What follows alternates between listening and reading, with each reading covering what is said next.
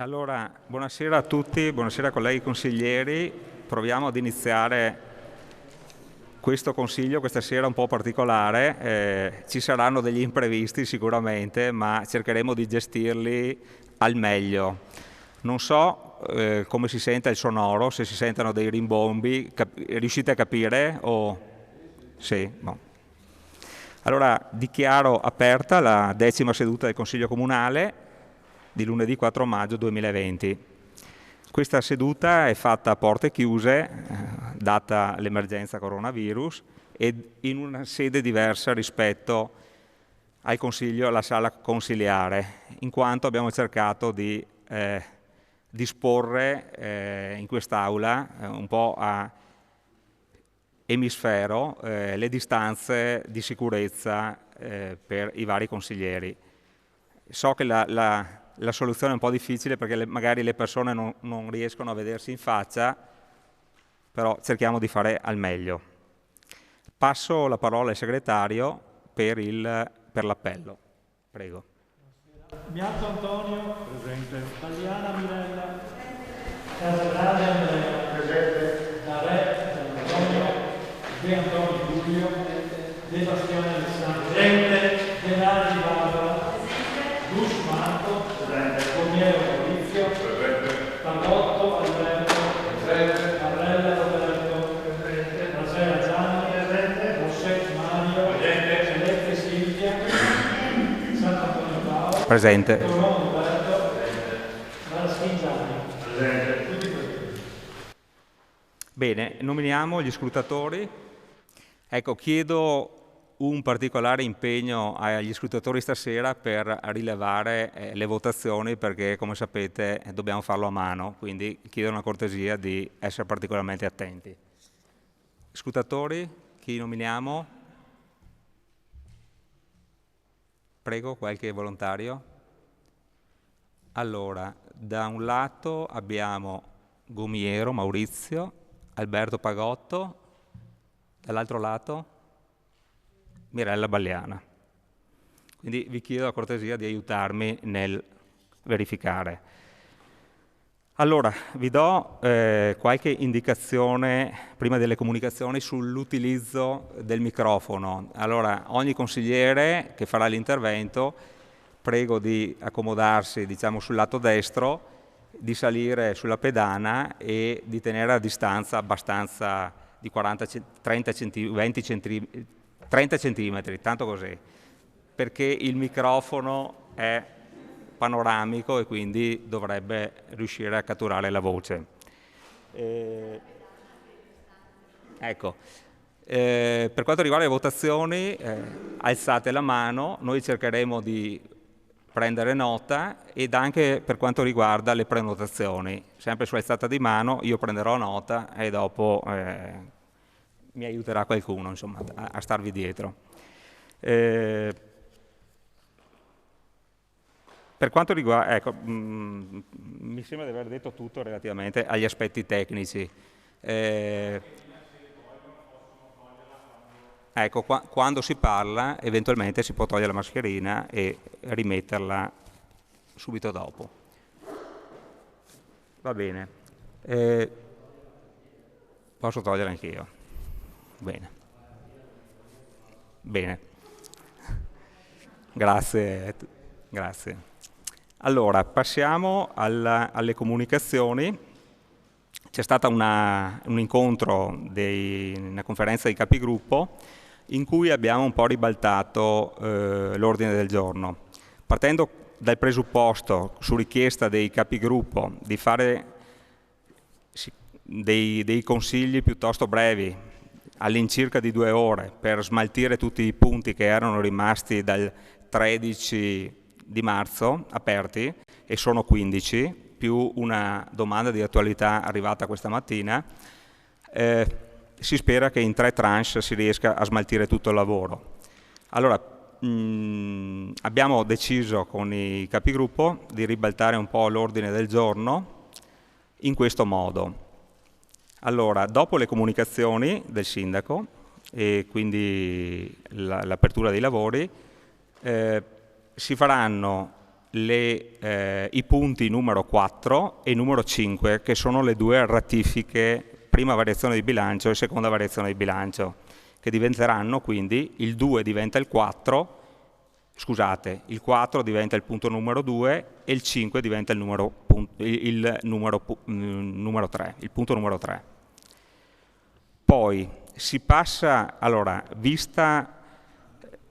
considerata, diciamo, il periodo e l'importanza di quello che è successo anche a Vittorio Veneto relativamente alle case di riposo, e visto che l'argomento è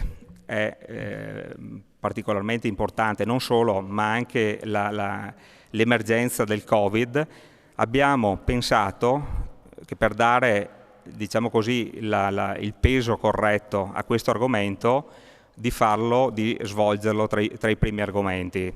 E quindi la mozione numero 13 diventa il punto numero 4, la mozione numero 14 diventa il punto numero 5 e la mozione numero 15 diventa il punto numero 6. Giusto per... Allora, la mozione numero 13, che diventa il numero 4, era relativa all'utilizzo dell'avanzo di amministrazione per realizzare gli interventi connessi all'emergenza in corso. La mozione che diventa il punto numero 5 è quella presentata da Barbara De Nardi e Marco Dus, Partito Democratico, relativamente all'Istituto Cesana Malanotti, e il punto numero 6 diventa la mozione 15, che è quella presentata dal gruppo Partecipare Vittorio di De Bastiani e Balliana, pandemia coronavirus, rapporti tra amministrazione comunale e altri enti, situazione dei contagi e dei decessi, prospettive per il futuro.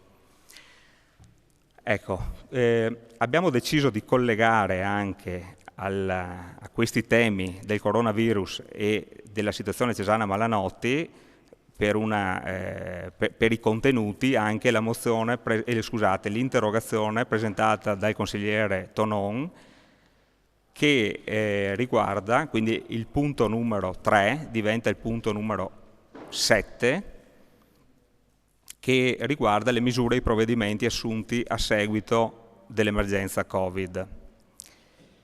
E questo sarebbe, se riusciamo, per questa serata.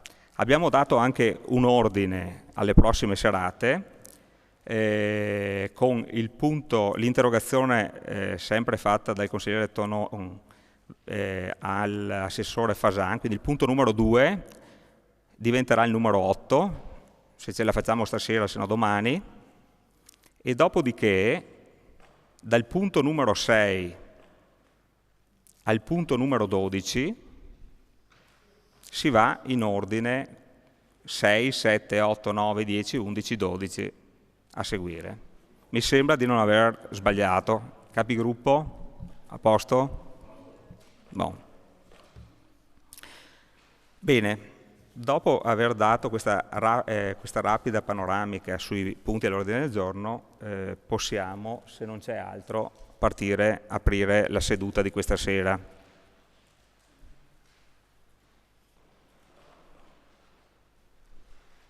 Con i due punti, con il punto numero 4, ecco, abbiamo deciso anche all'interno della conferenza dei capigruppo i punti numero 4 e numero 5, siccome sono molto tecnici, di andare via molto veloci, spediti, di darli per letti e quindi di votarli. Allora, punto numero 4, ratifica deliberazione della Giunta Comunale numero 26 del 3 del 2 2020, avente ad oggetto variazione d'urgenza al bilancio di previsione. Prima variazione. Sì, la domanda di attualità della consigliere Balliana, scusate, va a finire domani sera. Così è stato richiesto. Ok. Un attimo che prendo la delibera.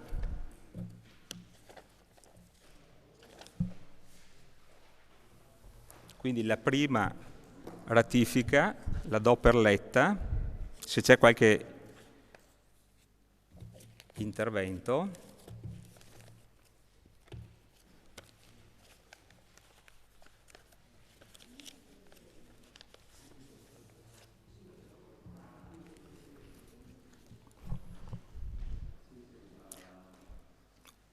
Andiamo avanti direttamente con la votazione a questo punto, quindi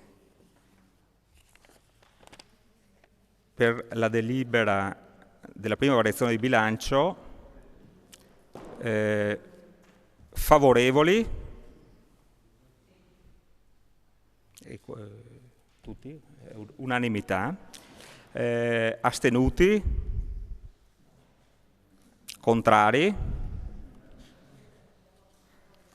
Allora, la delibera è passata con voti all'unanimità. Votiamo ora la immediata eseguibilità della delibera. Favorevoli? Astenuti? Contrari? La delibera è immediatamente eseguibile. Passiamo ora al punto numero 5, ratifica deliberazione della Giunta Comunale numero 59 del 2 del 4 2020, avente ad oggetto variazione d'urgenza al bilancio di previsione 2020-2022, seconda variazione. La do per letta. Favorevoli? Astenuti? Contrari? La delibera è approvata all'unanimità. Votiamo la immediata eseguibilità. Favorevoli? Astenuti? Contrari? La delibera è immediatamente eseguibile. Bene. Passiamo ora al punto numero 13. Mozione presentata dai consiglieri comunali Giulio De Antoni, gruppo Marco Dus Sindaco, Vittoriesi Italiani Europei e Roberto Tonon, gruppo Partito Democratico, sull'utilizzo dell'avanzo di amministrazione per realizzare interventi connessi all'emergenza in corso. Prego consigliere per l'illustrazione della mozione.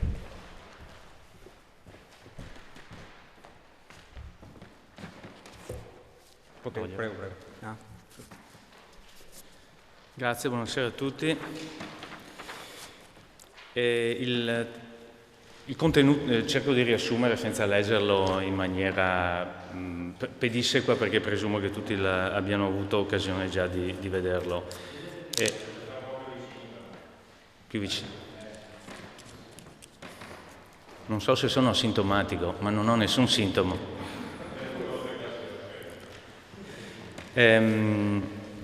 La situazione, come ha detto bene il Presidente del Consiglio Comunale, è incentrata ovviamente sulla situazione non solo sociale ma anche economica in cui Vittorio, il Veneto, la nazione, insomma buona parte del mondo si trova.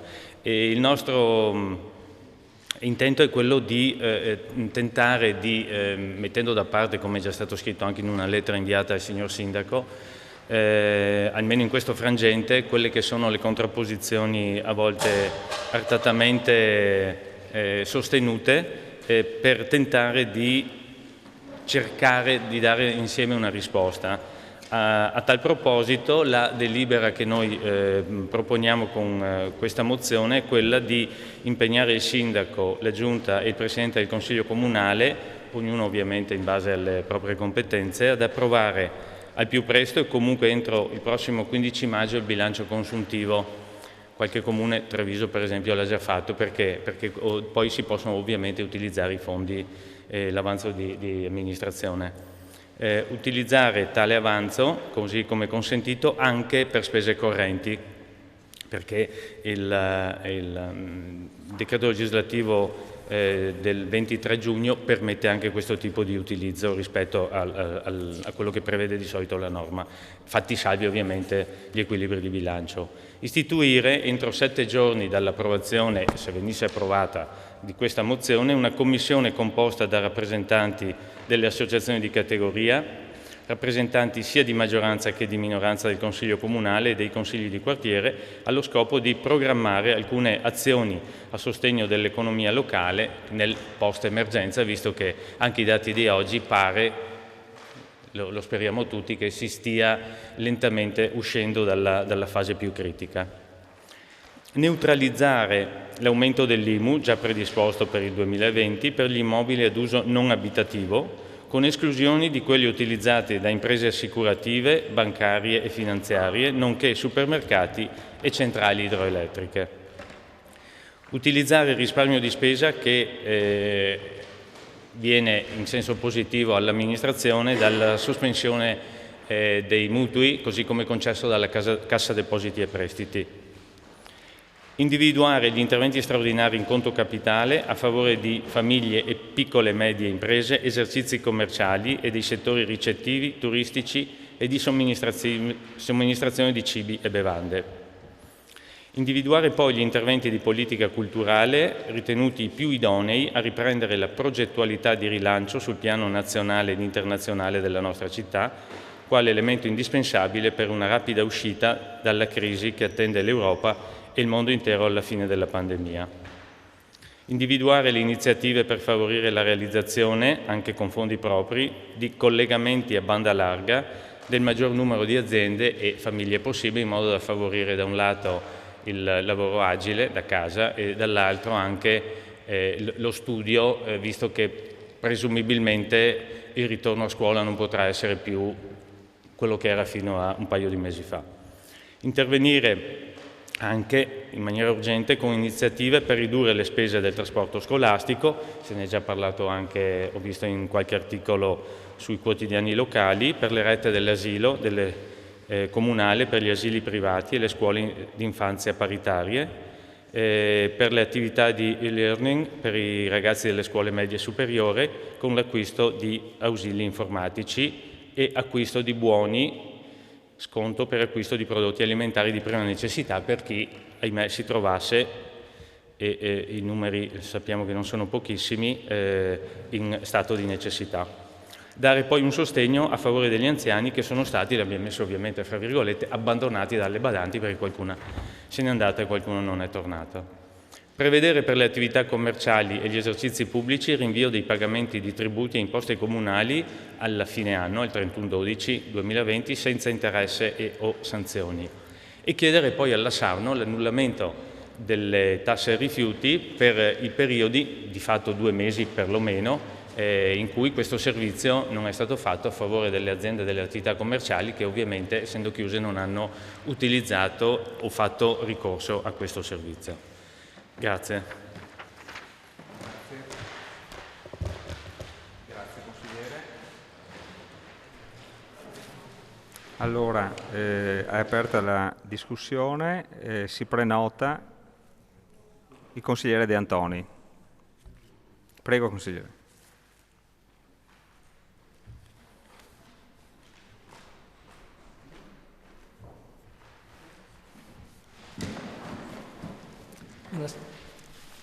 Buonasera. Quindi questa mozione che abbiamo presentato il 21 aprile fa seguito ad altre 3 note che avevamo mandato al Sindaco nei giorni precedenti. L'ultima è stata indirizzata anche al Presidente del Consiglio Comunale e con la quale avevamo chiesto la convocazione d'urgenza del Consiglio Comunale proprio per discutere di questi temi. Con queste note abbiamo offerto al Sindaco la nostra più ampia disponibilità come gruppi di minoranza a collaborare in questa situazione straordinaria e drammatica di emergenza in cui si trova il nostro Paese, ma anche la nostra città e i nostri concittadini. Ci pareva che di fronte a una situazione straordinaria ci potesse essere una risposta straordinaria anche da parte di chi governa la città, mettendo da parte per una volta i colori politici. Abbiamo fatto anche una serie di proposte che il consigliere Tonon adesso ha illustrato, che certamente possono contribuire ad alleviare le difficoltà dei cittadini, delle famiglie, delle imprese e di tutto il tessuto socio-economico del territorio. Le nostre proposte appunto sono state dettagliatamente illustrate. Il sindaco intorno al 20 di aprile ci ha risposto respingendo in qualche modo la nostra disponibilità, riconoscendo e ringraziandoci per lo spirito di collaborazione che abbiamo manifestato, ma precisando, cito tra virgolette, che intende valorizzare il ruolo della Giunta e della maggioranza alla guida dell'amministrazione.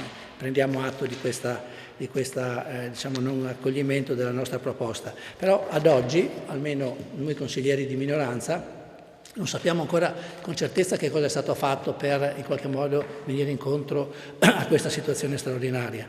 Forse siamo mal informati, ma anche su questo tema dell'informazione scrivevamo sempre al sindaco che per noi in questa situazione di emergenza in cui anche agli uffici si può accedere con un po' più di difficoltà, in cui non ci sono consigli comunali, ci siamo trovati davvero in una situazione di non conoscere che cosa stava succedendo, salvo leggere le delibere che venivano riportate nel sito.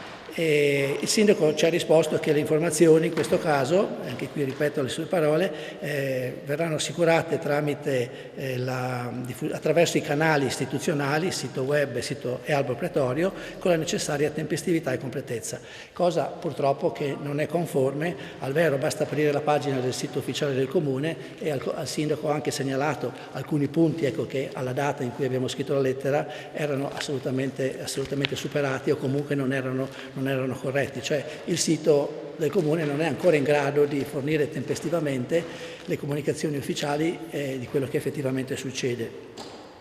Anche ieri ci sarebbero i giornali, anche ieri sono apparse sul giornale delle interviste fatte dall'assessore e da un consigliere in cui in qualche modo vengono indicate alcune iniziative che si vogliono portare avanti, però sempre dai giornali. I giornali non possono essere l'organo ufficiale di informazione delle notizie delle attività che l'amministrazione comunale fa. Purtroppo la situazione è questa, io mi auguro che possa cambiare, ma approfitto però del fatto che oggi siamo in Consiglio Comunale e che all'ordine del giorno, salvo le 2 ratifiche che abbiamo da poco approvato e che abbiamo approvato senza nessuna discussione, all'ordine del giorno non ci sono altri argomenti che riguardano l'epidemia. Sono argomenti che abbiamo chiesto noi di mettere all'ordine del giorno, ma l'amministrazione non ha ritenuto di mettere altri temi. Probabilmente non sono ancora pronti o non sono stati fatti, oppure noi non siamo informati.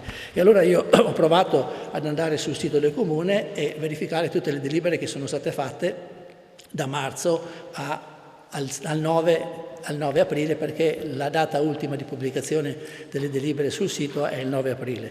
In questo mese e mezzo sono state fatte 5 delibere e su ciascuna volevo fare una piccola osservazione. La prima è la numero 50 del 12 marzo, quella che parlava delle misure organizzative per la tutela della salute del personale dipendente.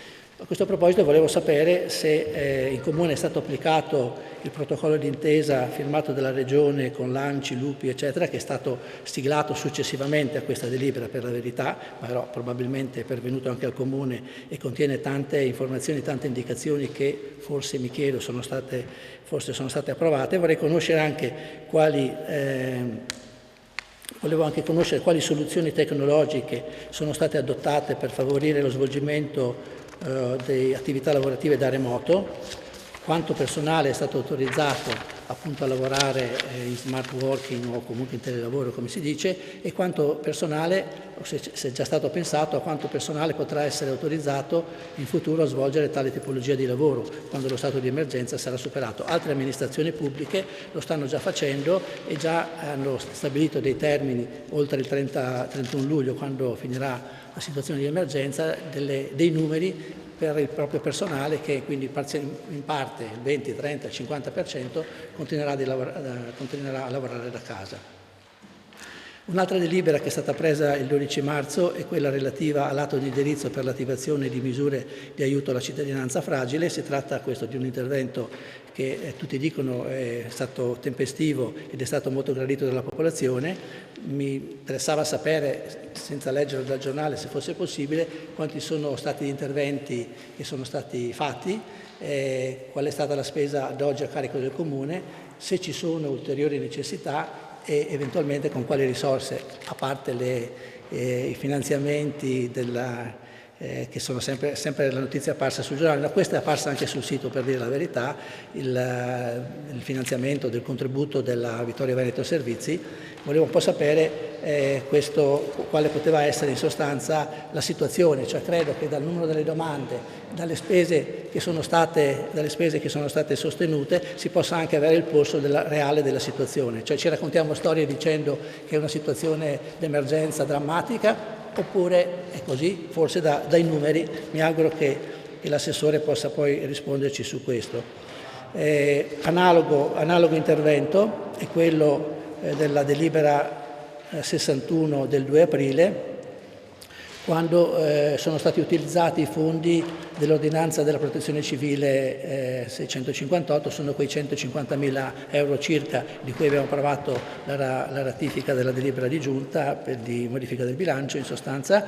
E anche qui volevo un po' capire, perché ho letto che in altri comuni le risorse stanziate sono state più che sufficienti rispetto alle domande pervenute.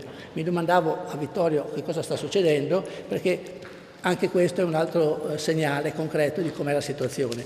Mi piaceva sapere se l'assessore Caldart ha fatto già qualche valutazione su questo tema. Consigliere, il tempo è scaduto. Ok, però mi lasci terminare, perché mi sembra che la situazione consenta 3 minuti velocissimo. Oltre, va bene. L'altra delibera è quella dei mercati settimanali. Vabbè, su questo argomento, a parte le informazioni che sono arrivate dal giornale, non dall'albo del Comune, diciamo c'è poco da dire. Personalmente avrei aspettato un po' per fare questa ordinanza, in quanto ci sono problemi c'erano problemi sicuramente sanitari, c'erano problemi logistici, c'erano problemi di impegno del personale e anche, lasciatemi dire, anche Consigliere, devo bloccarla perché altrimenti bisogna stare dentro 7 dai, minuti. Presidente, dai, ma non può essere, scusi, no, perché a un certo momento, no, mi scusi, però noi siamo disponibili, abbiamo detto di ratificare le delibere velocemente e non posso fare un minuto di più. Va bene. Io devo gestire le cose tramite il regolamento. L'ho lasciata anche un minuto dopo, cioè agli 8 minuti, questo regolamento, mi scusi, ma altrimenti non si gestisce più il Consiglio, bisogna essere ferrei più possibile su queste cose qua. Finirà nel secondo intervento. Prego, consigliere Dus.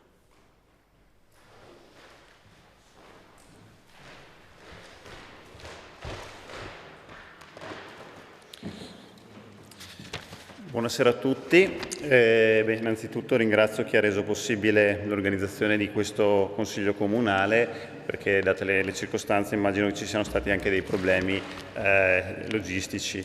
Ringrazio anche la conferenza di capigruppo che ha, secondo me, in maniera molto intelligente ridisegnato insieme al Presidente l'ordine del giorno, permettendo a tutti noi di discutere quelli che sono i punti più sentiti dalla città all'inizio e lasciando invece le questioni che ci portiamo dietro da tempo verso la fine del Consiglio Comunale o nei prossimi giorni.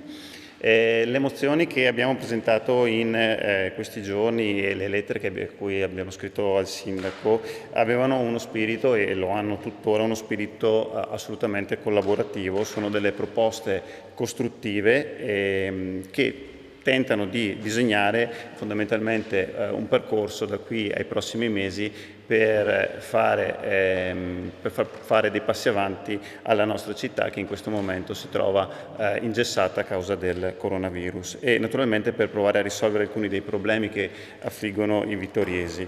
Sono delle proposte che avevano e lo hanno tuttora un carattere di estrema urgenza, perché i problemi continuano a rimanere, e credo che anche alcune manifestazioni che si dovevano organizzare in città lo dimostrino. La nostra speranza è appunto che le nostre richieste, le nostre mozioni non cadano nel vuoto. Speravo che all'inizio il sindaco facesse delle comunicazioni, ma evidentemente risponderà, immagino, poi alle nostre mozioni dandoci qualche dato in più rispetto a quello che noi abbiamo. Abbiamo scritto, come dicevo, anche 2 lettere per affrontare fondamentalmente 2 questioni, una di carattere economico e una di carattere sociale. Permettetemi di soffermarmi un secondo su quella di carattere sociale, perché di quella economica ne hanno già discusso e presentato il consigliere Tonon e De Antoni. Noi come gruppo abbiamo sentito diversi responsabili di alcune associazioni di volontariato, tra le molte che operano ognuna a modo loro in città, e in questo periodo di emergenza sanitaria, che hanno continuato ad offrire un sostegno concreto alla popolazione della nostra città per raccogliere le loro istanze. E da questo incontro è emerso che sebbene le necessità di base delle fasce più deboli della popolazione siano sotto controllo, nonostante l'aumento di domande, quindi mi riferisco a distribuzione di viveri, farmaci alle famiglie più in difficoltà, sussistono ancora delle criticità, soprattutto in ordine psicosociale, che in questo periodo si sono acutizzate e andrebbero gestite in modo più strutturato da parte dei servizi pubblici territoriali, probabilmente incrementando ove possibile anche il personale. Parliamo di problemi che purtroppo magari ci eravamo misurati solo marginalmente fino ad ora, legati alla solitudine, alla necessità di ascolto, soprattutto le persone più fragili della nostra comunità. E poi lasciatemi anche spendere un secondo su quelli che sono i temi legati alla disabilità e alle persone anziane, che in questi mesi hanno pagato probabilmente il prezzo più alto di questa emergenza, sia in termini di vite sia in termini di isolamento sociale. Credo che a queste persone il Comune debba, nei limiti naturalmente delle competenze, ed è anche questo il messaggio che vogliamo dare con la mozione che abbiamo presentato su Cesana Malanotti, dicevo, queste sono le prime persone a cui secondo noi il Comune deve dare, o tentare di dare, ripeto, delle risposte, e lo deve fare non da domani ma da ieri, perché il tempo purtroppo continua a scorrere e capiamo che le difficoltà amministrative, le diverse competenze tra i livelli comunali, regionali e statali complicano naturalmente rendono difficile la realizzazione di una soluzione, però ripeto, i problemi rimangono anche nella nostra comunità e non sono solo di carattere economico ma anche e soprattutto di carattere sociale, è un aspetto a cui noi siamo particolarmente legati. Grazie. Grazie consigliere.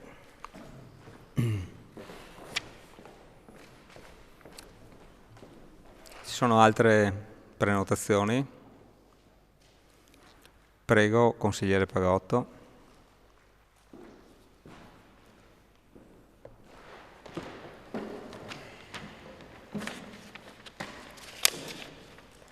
Grazie Presidente, buonasera a tutti. Volevo spiegare un attimo come sono stati spartiti i 149.000 euro, diciamo. Allora, come amministrazione abbiamo ricevuto dal Governo euro 149.000, che potevano essere distribuiti come buoni spesa o come borse con prodotti di prima necessità. Noi abbiamo deciso di distribuirli sotto forma di buoni spesa. Ad oggi abbiamo risposto a 500 richieste e se ce ne dovesse essere altre faremo il possibile per poter dare un sostegno a tutti i cittadini in difficoltà che hanno tempo fino al 15 maggio per poter accedere al contributo. La continuità del servizio sarà possibile anche grazie a Vittorio Servizi, che ha donato euro 30.000, e a tutti i cittadini e alle associazioni, alle aziende che hanno contribuito con donazioni in denaro che ad oggi ammontano a circa 70.000 euro e con beni di prima necessità. Abbiamo stampato buoni spesa del valore di euro 30 ciascuno ed è stato stabilito l'importo massimo settimanale erogabile in base al numero di componenti del nucleo familiare. Una persona €60 massimo, 2 persone 90 euro massimo, 3 persone 150, 4 persone 180, 5 e oltre 210, favorendo i nuclei familiari con uno o più figli. Gli importi erogati sono stati quindi da un minimo di 180 euro ad un massimo di 630 euro a famiglia. L'accesso ai buoni spesa avviene attraverso un bando comunale, pubblicizzato sul sito e pubblicato attraverso i mezzi stampa e i canali social, oltre che attraverso le associazioni del terzo settore, la Caritas e le organizzazioni sindacali. I requisiti per accedervi in ordine di priorità sono: essere disoccupati a causa dell'emergenza Covid-19, essere parzialmente occupato a causa dell'emergenza Covid-19, essere in cassa integrazione ma non avere ancora ricevuto alcun sostegno economico, essere disoccupati da prima dell'emergenza coronavirus e non aver trovato occupazione, essere in situazioni di difficoltà economiche già note ai servizi sociali, ma non percepire sostegno continuativo di alcun genere, essere anziani in difficoltà economica. Tutte le richieste vengono vagliate prima dal punto di vista amministrativo e poi verificate da parte degli assistenti sociali che valutano la veridicità dell'autocertificazione e nella maggior parte dei casi con telefonate direttamente agli interessati. I buoni spesa sono stati distribuiti a casa degli interessati, provvedendo il contributo pari all'ammontare previsto per 3 settimane. Distribuendo i 149.000 euro in buoni spesa, non abbiamo solo potuto dare un supporto ai cittadini in difficoltà, ma abbiamo anche distribuito la somma sul commercio locale, contribuendo al contempo a limitare gli spostamenti della popolazione. Infatti, i commercianti che si sono candidati in base al bando pubblicato sul sito del Comune e pubblicizzato anche attraverso il supporto dell'Ascom, appartengono impegnandosi alla consegna gratuita a domicilio della spesa, appartengono tutti alla piccola distribuzione. Con il loro impegno hanno contribuito a limitare gli spostamenti delle persone dalle proprie abitazioni, come previsto dalle norme di vari DPCM. Ai buoni spesa sono stati aggiunti anche i beni di prima necessità donati ai servizi sociali da cittadini, associazioni e aziende, quali 100 vasetti di marmellata e molte confezioni di dolci, 100 confezioni d'acqua che consegniamo alle famiglie con bimbi piccoli, insieme a cibo in polvere, omogenizzati e pannolini, 244 bottiglie di olio d'oliva, una decina di spese, 100 buoni spese da 5 euro per il pane e consegne pizza a domicilio. Si segnala anche la collaborazione di Caritas e San Vincenzo De Paoli nella fornitura di spese e dell'associazione Piazzoni, che ci ha supportato nella fornitura di pasti a domicilio, che infatti sono aumentati da almeno 49 richieste di attivazione di pasti a domicilio. La distribuzione degli stessi è stata resa possibile ad un specifico contributo di 6.900 euro per l'acquisto di nuovi contenitori termici per la consegna. Vorrei aggiungere una cosa per ultima, non perché è l'ultima, forse è la più importante di tutte. Vorrei ringraziare tutte le associazioni, i commercianti e tutti i cittadini vittoriosi che hanno dato e daranno un supporto fondamentale all'amministrazione per la gestione delle nuove necessità sociali conseguenti all'emergenza da Covid-19. Grazie. Grazie consigliere. Sì, vediamo se finiamo il primo giro, casomai Assessore. Prego. Che così magari risponde anche alla consigliera. Allora, sì, buonasera a tutti. Sarò brevissima, era solo per dire insomma che la mozione presentata dal gruppo del PD mi sembra una mozione che abbia un elenco di intenti positivi, no? Per affrontare da adesso in poi quella che è iniziata come emergenza Covid e che si prolungherà nei mesi successivi. E quindi i punti elencati mi sembrano cioè saggi, nel senso che sono poi quelli che vengono maggiormente evidenziati anche in tante altre realtà, no? Non solo quelle di Vittorio, vengono proposte un po' ovunque. Immagino che la maggioranza condivida, insomma, queste linee guida, insomma, che da qua in poi andranno a tenere banco per i prossimi mesi, immagino anche direttamente sul bilancio del Consiglio del Comune. E ho visto cioè la relazione del consigliere Pagotto e ha dato dei numeri, ha spiegato come sono stati fatti gli interventi. Non abbiamo i dati assoluti, non hai dato dati assoluti, però questo ci fa intendere che c'è un forte bisogno di aiuti, di solidarietà, insomma, e questo presige anche a un impegno ulteriore da parte dell'amministrazione comunale. Questo ci fa pensare, nel senso che il grosso delle spese, per quello che è possibile, dovrà essere finalizzato a queste persone, a questi aiuti. Sappiamo anche della manifestazione, della lettera che è pervenuta stamattina di parte dei commercianti vittoriesi che sono in grosse difficoltà, quindi tutto, voglio dire, dovrà essere concentrato. Purtroppo siamo entrati in questa crisi e immagino che non sia facile affrontarla, però appunto voglio dire gli obiettivi sono questi da adesso in poi, mi sembra sì, non sarà breve la cosa. Dico solo il discorso, volevo aggiungere il discorso appunto che sul discorso della disabilità che ha detto il consigliere Dus mi trovo d'accordo, nel senso che vivendo anche in prima persona attraverso il discorso della scuola, le persone più deboli, quelle con disabilità, sono state, purtroppo hanno subito maggiormente questo tipo di distanziamento e in effetti i servizi, non parlo dei servizi comunali naturalmente, parlo anche dei servizi dell'ULSS o dell'età evolutiva, non sono stati molto presenti sinceramente nella cosa, quindi anche qua sarà da vedere, da implementare questo aspetto qua. E niente, dico solo che faccio adesso la dichiarazione di voto, così evito di intervenire dopo, che ci troviamo d'accordo su tutta la linea. Immagino che non sia facile dare dei paletti al bilancio, cioè il discorso del consultivo, della data di scadenza dell'approvazione del consultivo, quindi questa è una scelta che va alla maggioranza. E in ogni caso dobbiamo anche tener conto dei provvedimenti che saranno messi in atto dal governo, quindi c'è tutta una scala di priorità da seguire e mi fermo. Grazie. Se ci sono altre prenotazioni, altrimenti passerei la parola all'assessore Caldarda.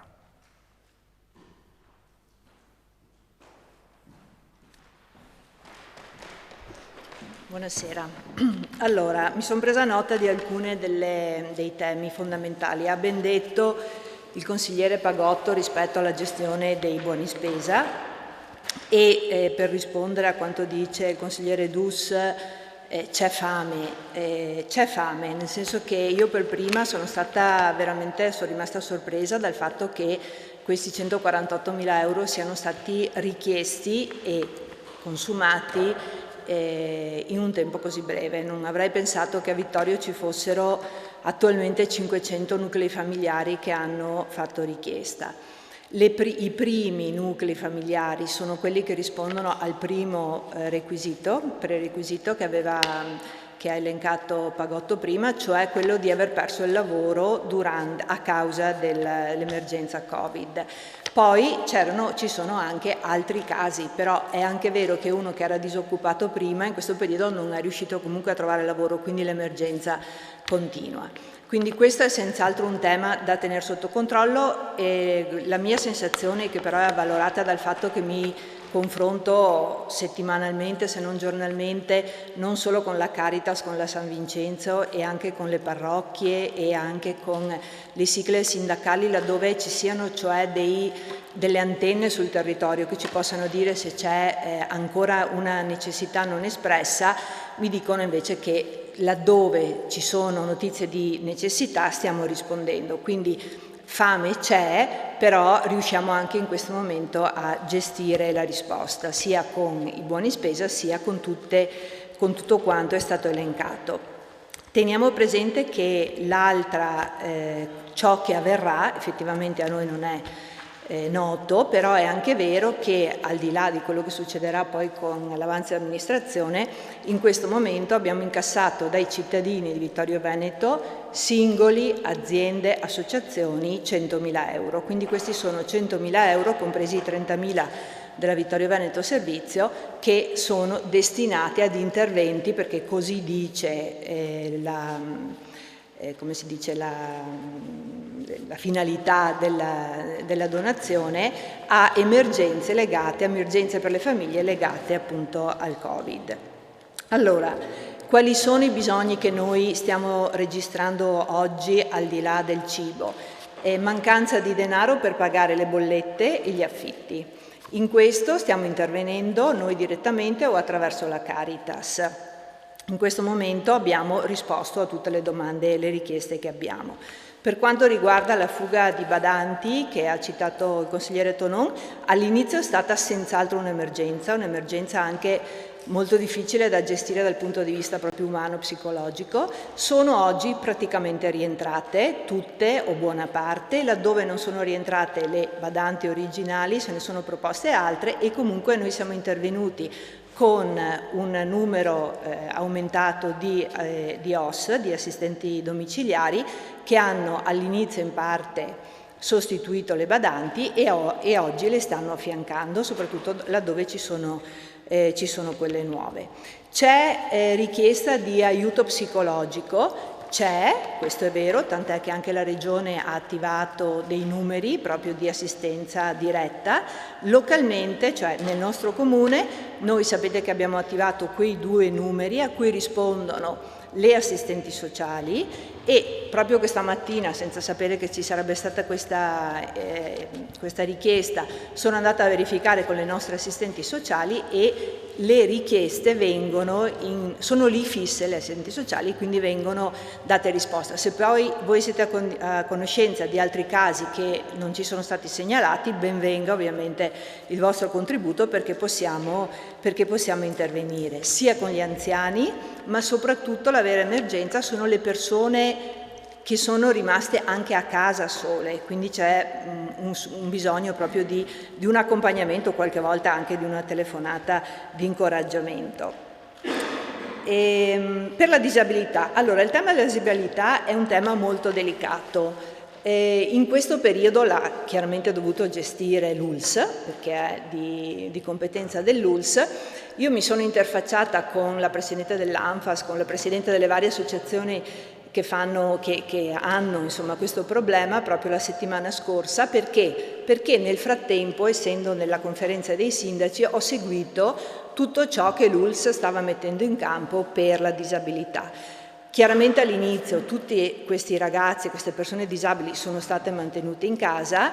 Ora l'ULSS sta lavorando e ha iniziato già con degli interventi a domicilio presso alcune famiglie. Notate che molto spesso le famiglie stesse sono molto impaurite, quindi non vogliono né che entri qualcuno né ancora sono pronte a portare fuori i ragazzi. Però laddove si è trovata, diciamo, una situazione aperta, positiva, gli operatori sono andati in casa e ora proprio il prossimo step, che partirà molto presto da quello che vedo dei documenti che girano, sarà quello di riattivare i centri diurni. Ovviamente i centri diurni con i numeri previsti dalla nuova normativa, quindi se per dire alla Fender nostra prima c'erano 20 ragazzi, adesso ce ne possono arrivare 6, prevedono. Gli altri come gestirli? Noi per esempio abbiamo proposto l'appartamento dell'ANFAS di metterlo a disposizione per avere, anziché usarlo come il loro appartamento sabato e la domenica, ma per avere altre 3 postazioni, per dire. Quindi lo sforzo che stiamo facendo come amministrazione, d'accordo però con le associazioni, è quello di identificare degli ulteriori spazi dove i ragazzi possano fare queste esperienze di diurnato. I centri diurni il problema dei centri diurni non riguarda solo la disabilità, riguarda anche i centri per i minori, riguarda anche i malati di Alzheimer. e per tutti questi siamo in attesa, pensavo che uscisse già oggi, ma se non è oggi sarà nelle prossime ore, le linee guida dell'ULSS, a cui noi ci atteniamo, ma con le quali ovviamente stiamo collaborando attraverso la conferenza dei sindaci, per prevedere il rientro, ovviamente parziale, con orari e con tutti i limiti che ci daranno, anche sul nostro territorio. Poi magari... Sta per finire. Sì, ho finito. Famiglie, ecco, c'è poi il tema dei centri estivi, dei nidi. Adesso il nido non abbiamo ancora capito se ce lo faranno riaprire o meno. Comunque noi, come forse avrete visto, abbiamo presentato un nostro progetto di quello che era il centro estivo, che non possiamo chiamarlo centro estivo. L'abbiamo già presentato sia in conferenza dei sindaci sia in regione, l'abbiamo condiviso anche con i dirigenti scolastici, e per capire come, non solo da soli ma insieme a scuole materne paritarie che sono sedute alla regione al tavolo e associazioni sportive eccetera, si possa attivare quello che riteniamo fondamentale per i bambini, per i ragazzi e anche per le loro famiglie. Su questo siamo veramente sul pezzo, però dobbiamo aspettare ovviamente che Roma ci dica ok, potete andare avanti. Grazie.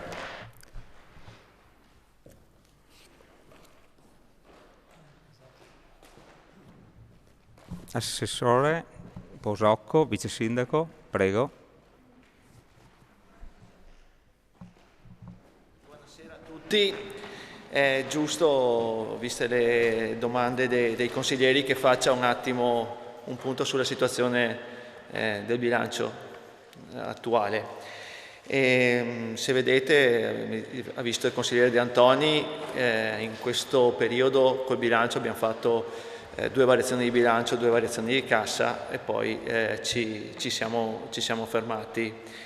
Qual è la situazione? I consiglieri di minoranza chiedono che il consuntivo venga approvato entro il 15 di maggio. Noi saremo pronti, abbiamo fatto con un grande lavoro dei dipendenti in comune, sappiamo esattamente dove siamo.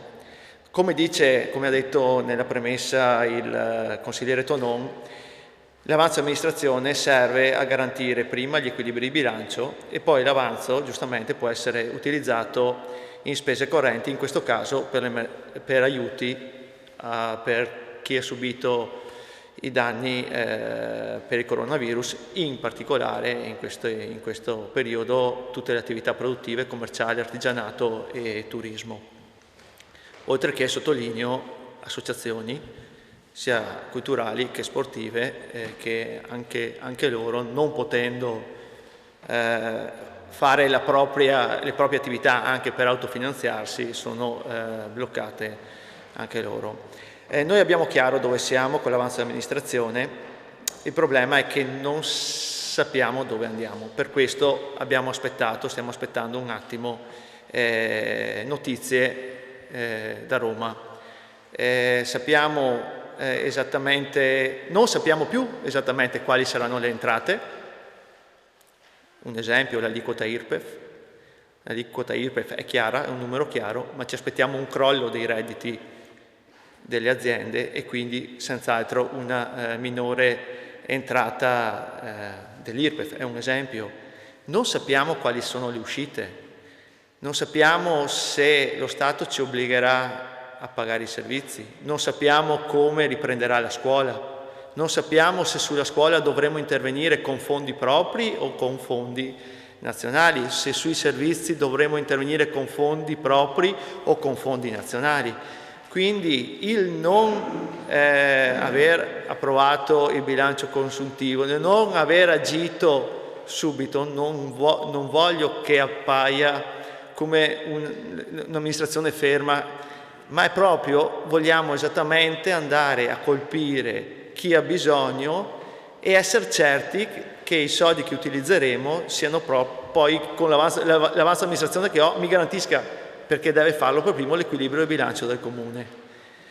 Abbiamo appena concluso un'indagine molto approfondita sulle attività commerciali, artigianato, sul turismo nella città e stiamo facendo l'elenco di quali sono le attività a Vittorio Veneto che più sono state colpite dalla crisi. Vi faccio un esempio banale: un estetista, un parrucchiere o un bar senz'altro è stato più colpito rispetto a una grande distribuzione, un supermercato che ha sempre lavorato. Okay?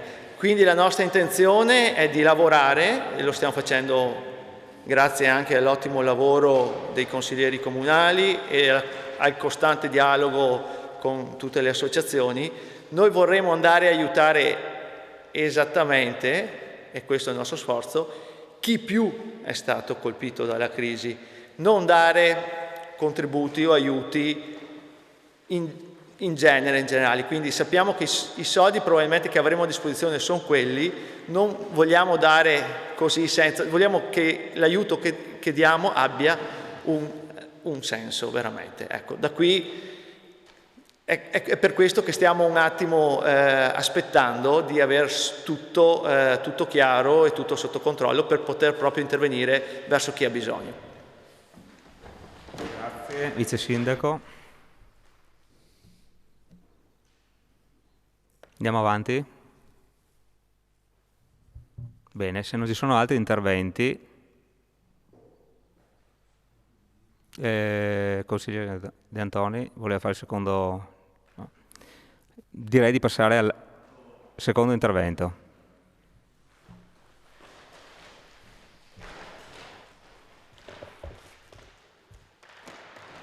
Sì, molto brevemente per chiedere alcune cose al vice sindaco e fare anche alcune considerazioni.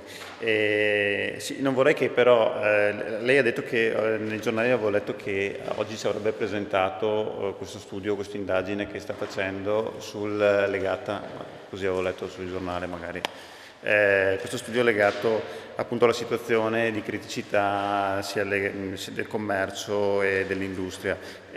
Magari era a questo punto l'occasione per presentarlo davanti a tutti e quindi oggi mi aspettavo questo, però evidentemente così non è.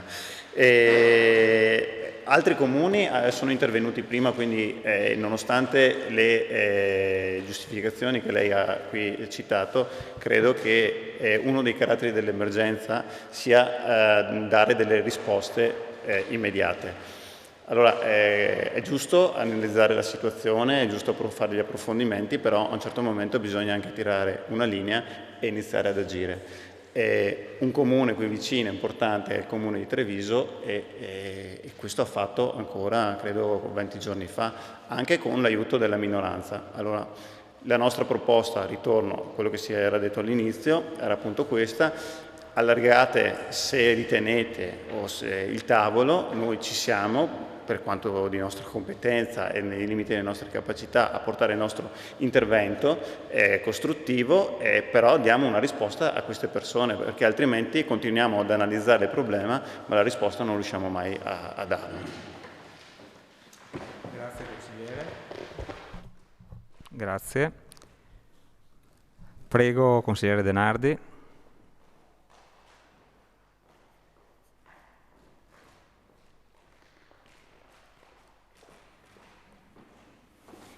Buonasera a tutti. Dico solo due parole proprio rapidissime. Mi ha sorpreso onestamente, Assessore, il suo intervento, perché anzitutto anch'io, come il collega Dus, avevo letto dai giornali, perché le uniche comunicazioni sono le testate giornalistiche che annunciavano questo studio che sarebbe stato predisposto per questi giorni, quindi onestamente lo aspettavo anche con ansia. Ringrazio il consigliere per la illustrazione sugli importi governativi che sono stati distribuiti. Mi sarebbe piaciuta un'analisi però, perché i numeri, finché sono numeri, servono a ben poco se non si analizzano e non si capisce. 500 domande, quanto è in più rispetto alle famiglie che normalmente vengono già prese in carico dai servizi sociali? Perché se l'aumento è, faccio dei numeri a caso ovviamente, del 10% è un conto, se è del 100% è un altro, se è del 300% stiamo parlando di un'altra cosa. Parliamo probabilmente nel primo caso di un problema strutturale, nel secondo caso di un problema strutturale aggravato dalla situazione contingente, nell'ultimo caso è solo situazione contingente. Mi sarebbe piaciuto capire appunto quali sono le differenze, ad esempio, rispetto allo standard. Quello che mi preoccupa è l'idea che si aspetta, si valuta, si pensa, si vedrà e si decide. Giusto perché sono andata a darmi un'occhiata a quello che è successo in giro per l'Italia. Il consigliere Dus diceva che Treviso ha già fatto una serie di assunto una serie di decisioni, ma in giro per l'Italia la vostra parte politica, Lega e Forza Italia, Fratelli d'Italia, a seconda poi di come si sono presentati nei vari comuni, quando è in minoranza fa delle richieste che a ben vedere sono analoghe, similari, paragonabili a quelle della nostra mozione. A Albano Laziale, che ha 40.000 abitanti, non 500.000, per cui è parametrabile alla grandezza di Vittorio Veneto, il 31 marzo le minoranze, Lega, Fratelli d'Italia, Forza Italia, chiedevano che il Comune costituisse immediatamente un fondo di un importo non inferiore a 1 milione di euro da destinare alla riduzione totale della Tari per un periodo di 6 mesi per tutte le attività commerciali che erano state chiuse e che non si sapeva, all'epoca era il 31 marzo, non si sapeva quanto sarebbe durata. Il 9 di aprile a Cecina, un po' più a nord, sempre i gruppi consigliari della Lega chiedevano all'amministrazione la sospensione immediata dei canoni della COSAP, loro non hanno la TOSAP, hanno la COSAP, la riduzione al minimo dell'aliquota dell'IRPEF, la riduzione della Tari, ovviamente ognuno ha le cose sue. A Albenga, un altro più a nord, la riduzione dell'IMU, della Tasi e della COSAP, anche loro hanno la COSAP e non la TOSAP, questo addirittura il 27 marzo chiedendo un consiglio comunale straordinario perché dicevano i gruppi consigliari della Lega e di Forza Italia, inderogabile è l'impegno da subito a difendere l'economia locale attraverso una riduzione della pressione fiscale. A fine aprile, visto che non è una cosa che si sono inventati 2 mesi fa, ma è una cosa che permane, i vostri colleghi di un altro comune dicono niente chiacchiere e scaramucce tra partiti, oggi occorrono idee chiare e concrete, vanno tagliate IMU, Tari e TOSAP. La maggioranza deve assumersi le responsabilità amministrative e politiche. Il governo ha fatto una serie di provvedimenti, sono convinto, dicono i consiglieri comunali della Lega, che sia necessario che il Comune faccia la sua parte e chiede immediatamente lo stanziamento di 400.000 euro a favore dei provvedimenti richiesti, quindi il taglio dell'imposizione locale, a favore delle attività commerciali e delle partite IVA. Questo è Rovigo, quindi non stiamo parlando di chissà quale regione a statuto speciale o chissà cosa, stiamo parlando della Lega di Rovigo. Tra l'altro, a quanto ho capito, la scorsa settimana è anche stato raggiunto l'accordo fra amministrazione di Rovigo e minoranza per la realizzazione di questo fondo. Per cui in giro non sono tutti quanti lì che dicono dobbiamo capire, dobbiamo pensare, chissà l'IRPEF dell'anno prossimo se ci arriva o non ci arriva. Il problema è adesso, cioè io continuo a sentire in giro affermazioni relative alla politica nazionale, bisogna fare presto, e la politica locale aspetta. Normalmente abbiamo sempre detto che è la politica locale quella che interviene più prontamente, più rapidamente, perché è più prossima. Però in questo momento mi pare che altri siano molto più prossimi di noi, non sto parlando altri a livello, intendendo salendo nella scala, ma altre realtà territoriali stanno intervenendo molto più rapidamente di noi. Questo non è sicuramente un bel esempio per una città che comunque vuole diventare il faro del proprio territorio. Grazie. Grazie consigliere. Prego, consigliere De Antoni.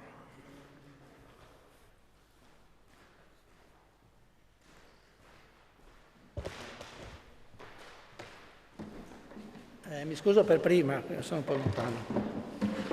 Mi scuso per prima, però Presidente, anche lei qualche volta ha il potere di fare arrabbiare anche le persone come me che non si arrabbiano mai. Questione di un minuto a volte, no? Ci vuole anche, lei ha ragione che c'è un regolamento, però bisogna anche interpretarlo. Le ho lasciato un minuto in più. Ho capito, ma siamo un po' tutti un po' più allora, io vado, il regolamento sì. È questo. Ok, Presidente. Quando io mi sì, il regolamento se vogliamo essere pignoli, il regolamento si deve anche interpretare. Comunque, le ho chiesto scusa perché mi sono arrabbiato, non mi arrabbio mai.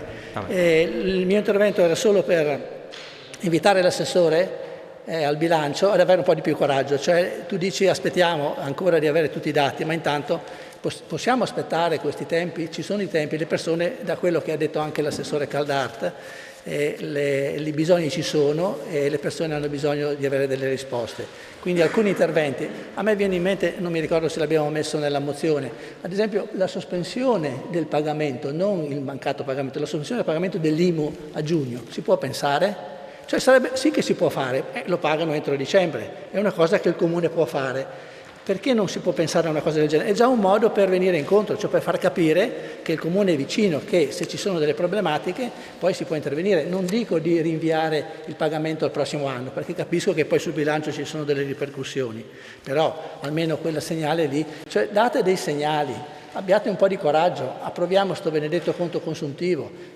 Possiamo sapere quanti sono i soldi previsti per quanto riguarda la rata dei mutui della Cassa dei Depositi e Prestiti che si possono rinviare di un anno? Facciamolo quello, tanto quello non vi sposta niente, perché lo pagate tra X anni quando terminerà. Quindi ci sono alcune cose che devono essere fatte, perché credetemi, per quello che posso capire io e sentire io, le persone hanno bisogno, oltre che di risorse, hanno bisogno di attenzione, hanno bisogno di capire che l'amministrazione c'è.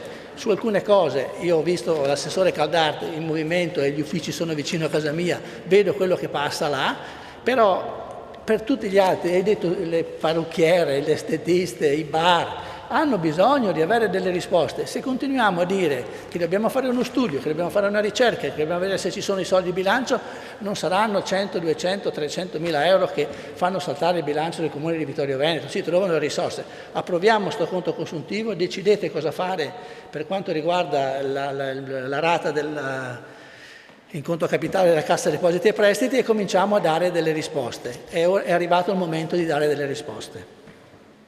Grazie consigliere.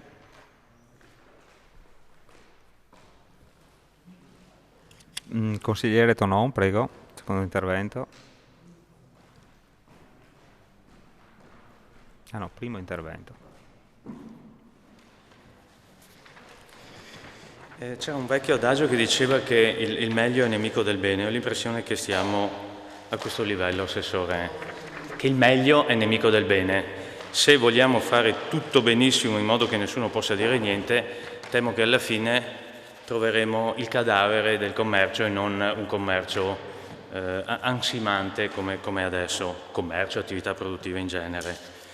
Ricordo le richieste che sono venute dall'Ascom: sospensione della TOSAP, rimborso della tassa di pubblicità già pagata dalle aziende o esenzione per il 2021, sospensione temporanea per l'intero 2020 della tassa di asporto rifiuti per molti settori onerosa e, come abbiamo detto prima, inutilizzata di fatto, destinazione della tassa di soggiorno già incassata dai comuni come fondo di sostegno alle imprese del settore turismo. Questo probabilmente non sarà un fondo enorme perché, ahimè, sappiamo che la situazione del turismo di fatto è zero, bloccata.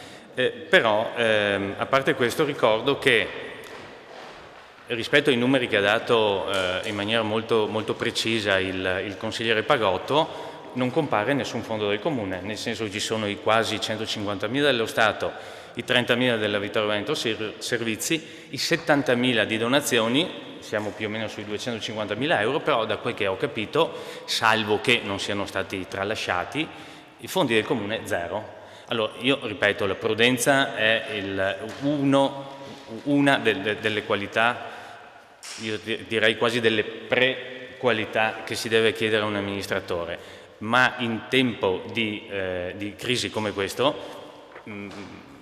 storica, nel senso che davvero non c'è mai stata una situazione del genere nel nostro bel mondo. Bisogna agire con prudenza ma in fretta, no? Aspettare che tutto si sappia, chissà se la tassa rifiuti ce la fanno pagare, chissà se il pulmino me lo fanno pagare, allora finché non so tutto sto fermo, non faccio niente. No, mi pare francamente che le persone, i nostri concittadini, le aziende, i nostri commercianti chiedano interventi. Ricordo per esempio che la Regione Piemonte stanzia 88 milioni di euro, cioè 2.500 euro per ogni attività. Non stanno aspettando chissà se avrò i fondi dallo Stato, chissà come sarà la situazione. Intanto, siccome servono, vediamo di darci da fare. Perché?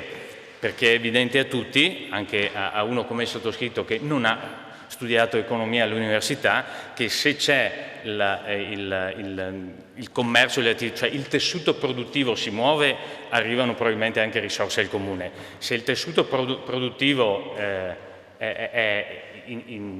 a zero saranno le risorse per il comune.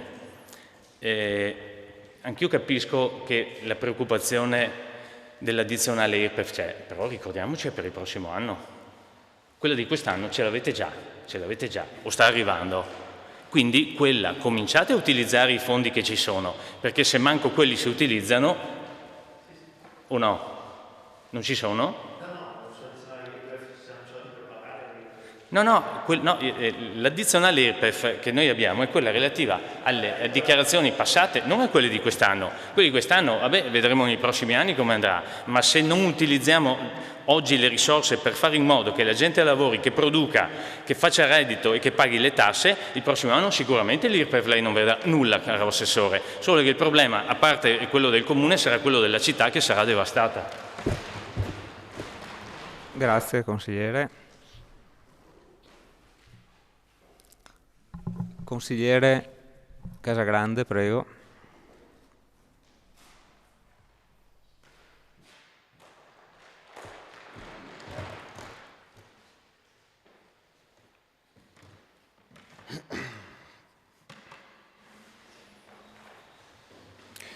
Buonasera al Sindaco, al Presidente, al Segretario, agli Assessori, ai colleghi consiglieri e tutti i presenti, oltre ai cittadini che ci seguono da casa.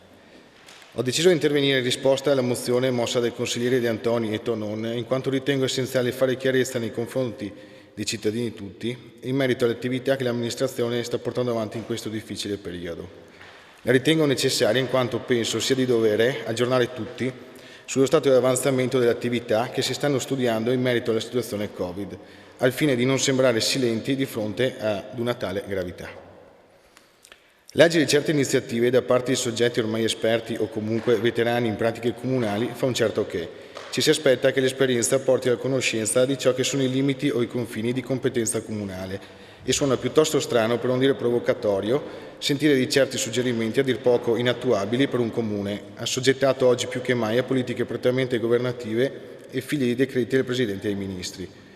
Vorrei che i cittadini sapessero che nelle ultime settimane io sottoscritto, così come i miei colleghi consiglieri e in modo particolare la Giunta, il Segretario e gli uffici stessi, sono stati costantemente e giornalmente al servizio del Comune, al fine di poter studiare i vari DPCM e le competenze comunali per permettere un pronto intervento di supporto a chi è stato colpito più duramente dal blocco totale. In particolar modo l'assessore Caldart e tutte le politiche sociali sono state attive più che mai, tanto da portare avanti 3 iniziative degne di nota. Restiamo a casa, un'iniziativa volta a gestire la consegna a domicilio di beni di prima necessità per le fasce più deboli, ricordo che è stata attivata in tempi record. Erogazione liberale, un conto corrente per raccogliere fondi destinati alle spese a sostegno della fascia di popolazione più colpita, citava prima il collega che siamo circa 100.000 euro. Questo per far fronte a spese di affitto, luce, gas o maggiori oneri per la carenza di badanti o operatrici sanitarie.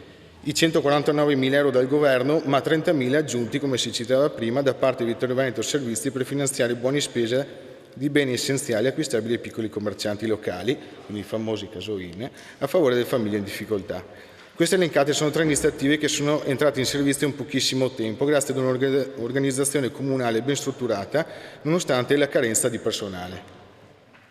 Ma vorrei inoltre fare presente come nelle scorse settimane si sia lavorato anche a ben altro, ma prima di citare i progetti vorrei far chiarezza su un aspetto.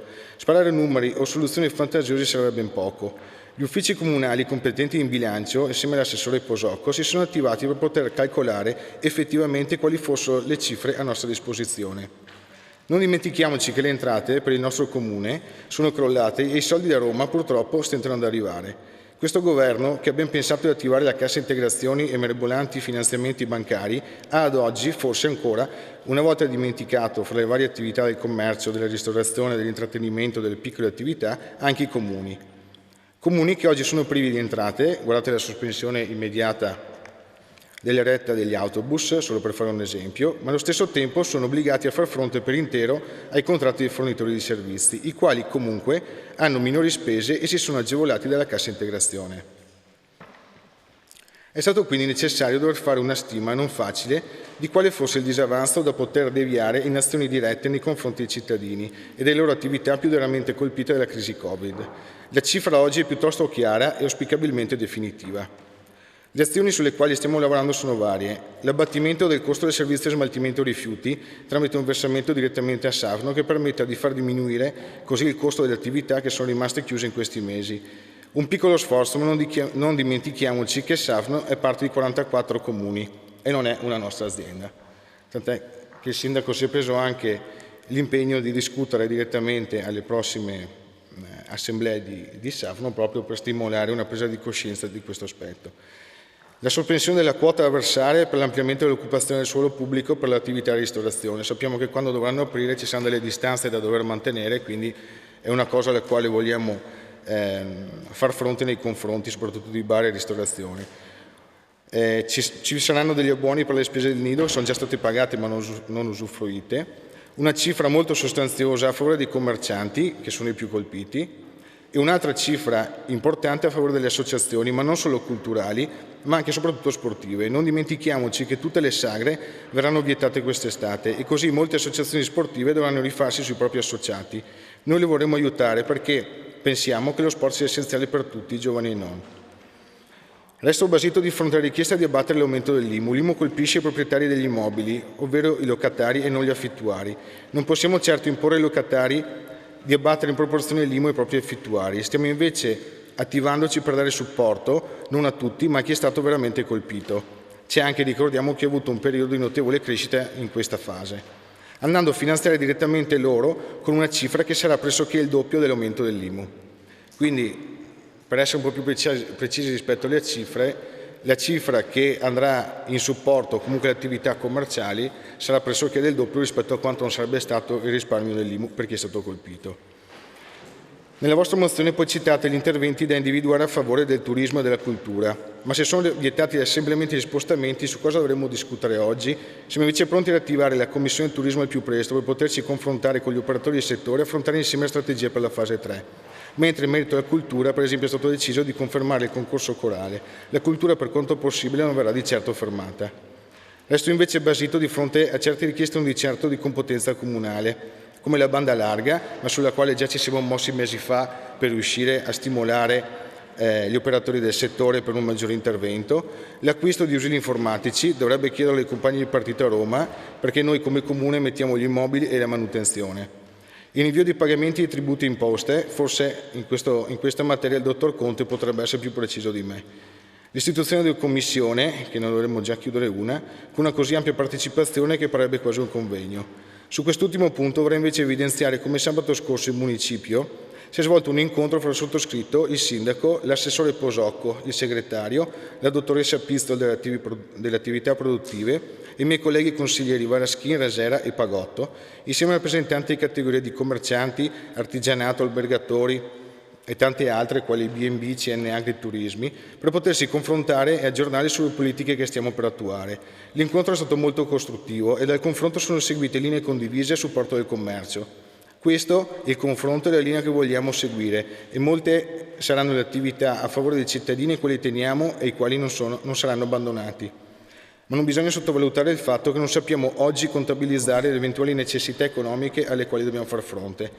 Ci auguriamo di averci lasciato il Covid alle spalle, ma essere prudenti in questo momento non è di certo sbagliato. Consigliere, è finito il tempo. Ho finito, 30 secondi. Concludo sottolineando il mio impegno affinché la rinascita sia forte e decisa con, per quanto mi compete, più comunicazione e molte attività turistiche pronte a rendere Vittorio Veneto una località di turismo diffuso per gli stessi cittadini che difficilmente potranno permettersi la vacanza quest'estate e per chi invece arriverà da altre regioni.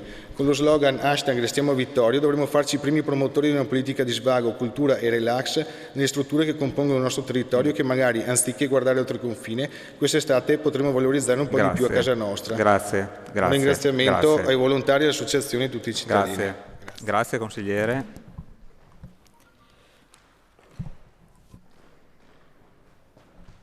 Consigliere, assessore Posocco, vice sindaco, prego.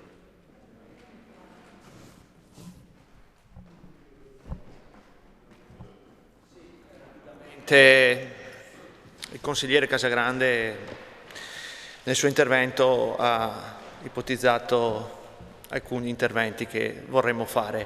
Che sia chiaro, non siamo mai stati fermi in questi 2 mesi, abbiamo sempre lavorato per cercare le soluzioni per chi veramente da questa crisi è bastonato.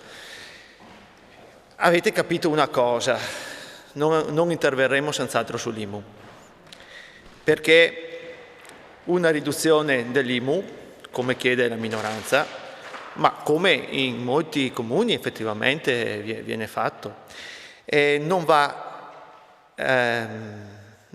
diciamo, a beneficiare esattamente chi è danneggiato dalla crisi. Molte volte il titolare di un bar, faccio l'esempio, si trova in affitto in un locale. Noi andare a ridurre l'affitto al proprietario non riusciamo ad arrivare forse direttamente a chi ha l'attività. Per questo stiamo pensando a un'altra forma di intervento che comunque sia sostanziosa e che sia superiore all'aumento dell'IMU che abbiamo chiesto ai nostri cittadini. Okay, ma su questo, quando faremo il bilancio consuntivo, credetemi, vi darò delle cifre. Un invito, visto che siamo qua, e credo che siate tutti d'accordo con me. In città molte attività produttive sono in sofferenza. So che tanti sono in affitto e a molti di questi è stato ridotto l'affitto da parte del proprietario. L'invito che faccio come assessore alle attività produttive a tutti i proprietari di immobili che hanno delle persone in affitto che non lavorano è che come tutti noi facciano uno sforzo nel dire andiamo incontro a chi abbiamo in affitto, perché se la persona che ho dentro poi continuerà a lavorare ho garanzia che il mio locale rimarrà sempre allocato, in ordine e gestito da una persona che conosco. Ecco, quindi l'invito che faccio a tutti è questo. Grazie Vice Sindaco. Direi che... prego consigliere Darè.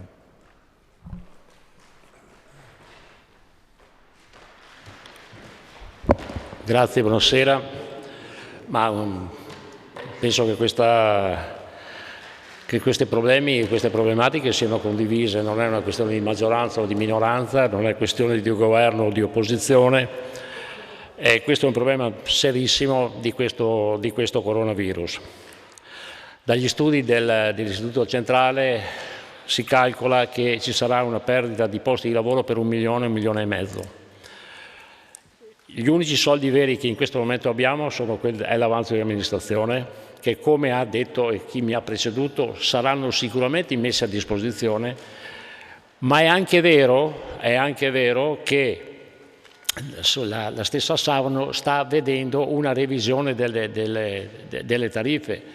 Ricordo anche che l'IMU delle zone industriali va a Roma, quindi non è che riduciamo, sì, ma non è che poi restano nelle casse. Allora, ne restano pochissime. Allora, una proposta che io ho già fatto ai miei parlamentari, che è quella anche che l'italiano deve aiutare l'italiano, che è quella che chi è proprietario di immobili possa fare per 2 mesi, fare lo sconto o quantomeno togliere l'affitto a chi lavora dentro, a chi ha l'attività commerciale o quant'altro. Allora, queste sono le proposte, perché su questo si va avanti, cioè l'Italia deve aiutare l'italiano, noi dobbiamo difendere i posti di lavoro e i posti di lavoro, come sapete, l'Europa dopo un primo incontro si troverà verso la metà di questo mese, il 14, ma delibererà qualcosa a giugno. Allora, e sicuramente anche la Germania e anche l'Olanda ha capito che non conviene a nessuno non allargare i cordoni della borsa. Aspettiamo anche questi soldi, che sono sicuramente soldi veri. I soldi che in questo momento ha l'assessore sono a disposizione, ma non è che li diamo fuori subito. Aspettiamo, guardiamo un po' la situazione, ma pronti per intervenire su quelle che sono le fasce sociali che sicuramente andranno in difficoltà nel nostro comune.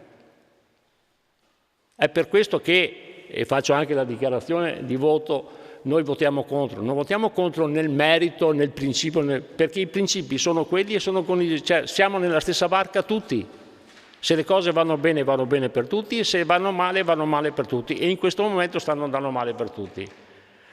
Questa mattina con il sindaco abbiamo incontrato varie categorie di lavoratori autonomi, di lavoratori che sicuramente sono in palese difficoltà, quindi noi ci siamo tutti, non vogliamo dire il governo deve fare così, Roma deve fare colà, la regione deve... No, siamo nella stessa barca, cerchiamo di capire quali sono le priorità, ma soprattutto quali saranno le problematiche dell'intervento.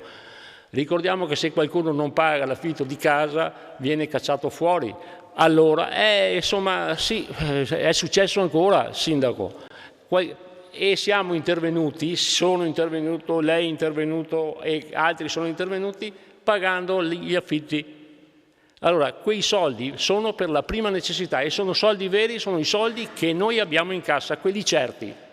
Speriamo che ne arrivino altri. Grazie.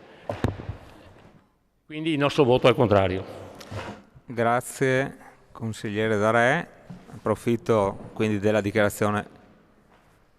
Il consigliere Dus aveva già fatto due interventi. Fa le dichiarazioni di voto, perfetto, prego.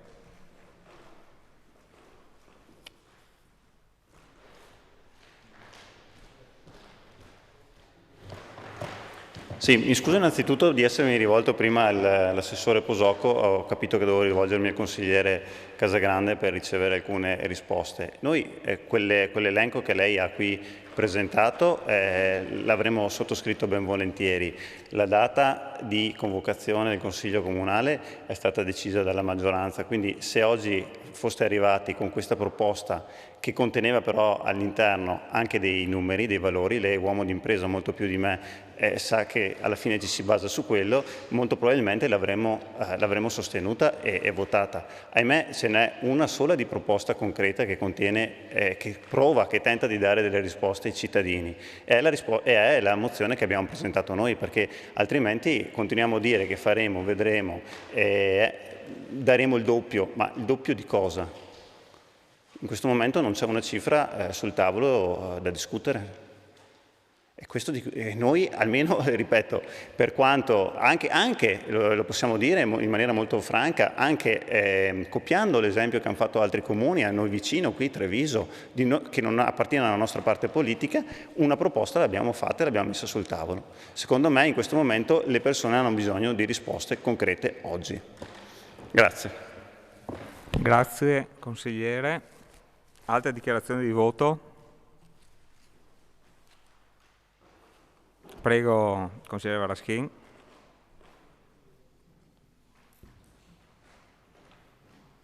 Buonasera Presidente, buonasera consiglieri.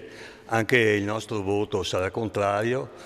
Rischieremo a fare tutto in fretta, a dar soldi, come si diceva prima, a chi non ne ha effettivamente bisogno e a sbagliare i nostri obiettivi. Quindi il nostro voto è contrario. Grazie. Grazie consigliere.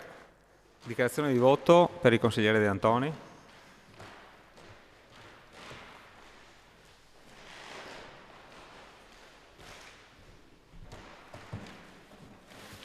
Sì, io trovo davvero che la situazione sia paradossale, cioè tutti dicono che la situazione è gravissima, che la barca sta per affondare e rimandano gli interventi. almeno qualcuno, facciamo di questi interventi, facciamoli, per poterli fare dobbiamo approvare il conto consuntivo, dobbiamo approvare le modifiche al bilancio.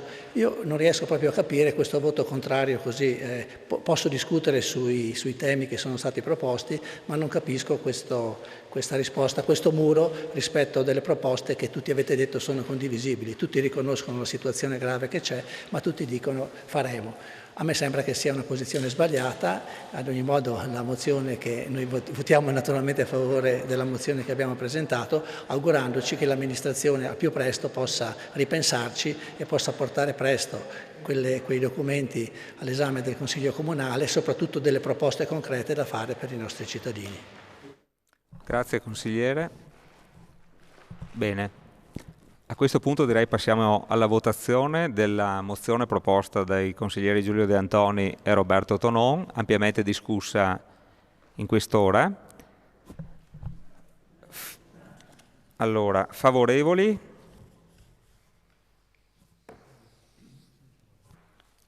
Contrari? Astenuti?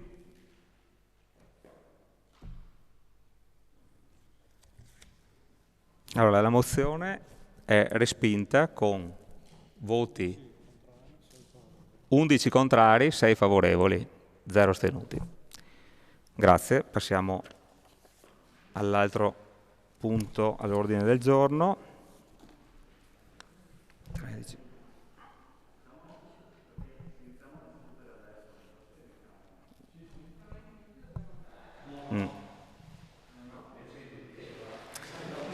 Allora, adesso ci sarebbe la mozione presentata dai consiglieri Barbara De Nardi e Marco Dus. Se volete facciamo una piccola interruzione con i capigruppo per capire un attimo se dobbiamo andare avanti o se rimandiamo. Capigruppo.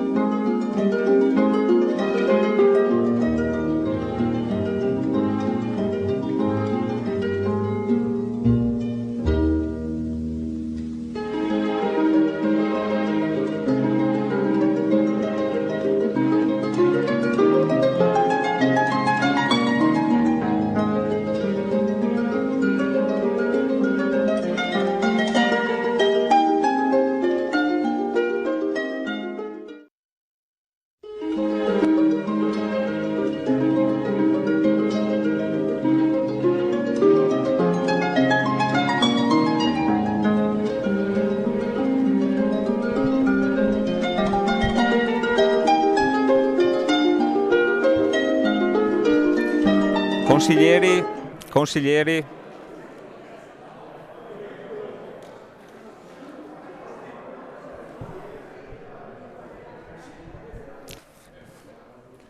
Assessore Fasan,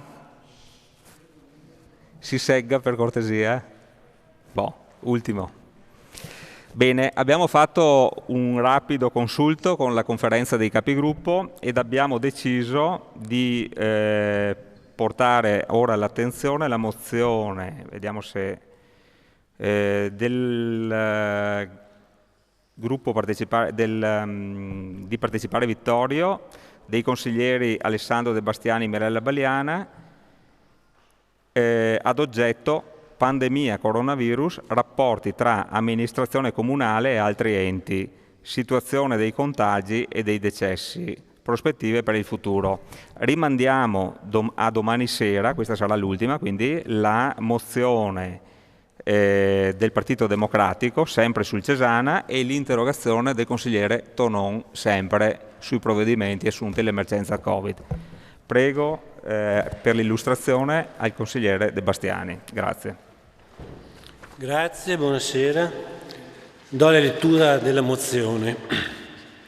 Premesso che la pandemia ha colpito tanti cittadini, molti dei quali sono morti nel modo più triste, da soli, senza il conforto dei parenti che soffrono pesantemente un lutto avvenuto così tragicamente. È dovere di questo Consiglio Comunale ricordare le tante vittime del subdolo virus ed esprimere le più sentite condoglianze ai loro parenti. Nei dati diffusi dall'assessore regionale alla salute Lanzarin, riguardanti 330 istituti veneti sottoposti a monitoraggio, 246, il 74%, risultano immuni da contagio, che si concentra invece sui restanti 86 istituti, con 2.150 ospiti positivi al tampone, il 6,4%, e 1.003 operatori positivi, il 3,2%. Al Cesana Malanotti vivono e sono accuditi cittadini vittoriesi anziani verso i quali la città, in quanto comunità umana e civile, ha il dovere di riservare la massima attenzione. I dati forniti dall'ULSS 2 sulla nostra casa di riposo, l'Istituto Cesana Malanotti, ci dicono che gli ospiti contagiati sono 78 su 151, il 51% contro il 6,4%. Il 6,4% è il dato regionale. Il personale contagiato è di 34 su 168, il 20% contro il dato regionale del 3%. I decessi per virus sono 11, ma è probabile che ci siano almeno altri 30 casi che potrebbero dipendere dalle stesse cause. Considerato che è dovere di questo Consiglio Comunale far luce sui fatti intervenuti presso il Cesana Malanotti, sia per il rispetto dei cittadini defunti e dei loro parenti, sia per far fronte in futuro a non improbabili emergenze simili. Delibera pertanto di impegnare il Sindaco e il Presidente del Consiglio Comunale a far pervenire le più sentite condoglianze di questo Consiglio Comunale ai parenti delle vittime e di programmare un evento o una cerimonia da svolgere appena sarà possibile in ossequio di chi ha perso la vita a seguito di questa epidemia. Sollecita l'amministrazione comunale, in particolare il sindaco, responsabile della salute pubblica, fonte giuridica di nomina del Consiglio di amministrazione dell'IPAP cittadina e membro della conferenza dei sindaci, ad attivarsi con sollecitudine e nelle forme che riterrà opportune presso i vertici dell'Istituto Cesana Malanotti e dell'ULSS 2 per instaurare un doveroso, continuo e puntuale rapporto di collaborazione fra questi enti, al fine di creare i presupposti per lenire la pesante situazione di disagio e di apprensione vissuta oggi dai cittadini e in particolare dalle persone che direttamente o indirettamente hanno rapporti con il Cesana Malanotti. Impegna altresì il Sindaco a farsi parte attiva per reperire presso l'Istituto Cesana Malanotti e l'US 2 informazioni precise, esaustive e di comunicarle con continuità, completezza e chiarezza ai cittadini nel pieno e costante rispetto della trasparenza, a rendere pubblici almeno una volta alla settimana i dati sui nuovi contagi e sugli eventuali decessi riconducibili al Covid-19 all'interno del Cesana Malanotti e tra l'intera cittadinanza. Questa è la nostra mozione che mettiamo in discussione e sottoponiamo ai consiglieri comunali. La cosa che voglio aggiungere al di fuori è che sembra sterile fare un discorso del genere parlando di cifre percentuali, schemi di vendite. Stiamo parlando di persone che sono mancate, che sono venute meno e quindi anche se fosse stata una o due persone, secondo noi la mozione avrebbe lo stesso valore. Grazie. Grazie consigliere, è aperta la discussione.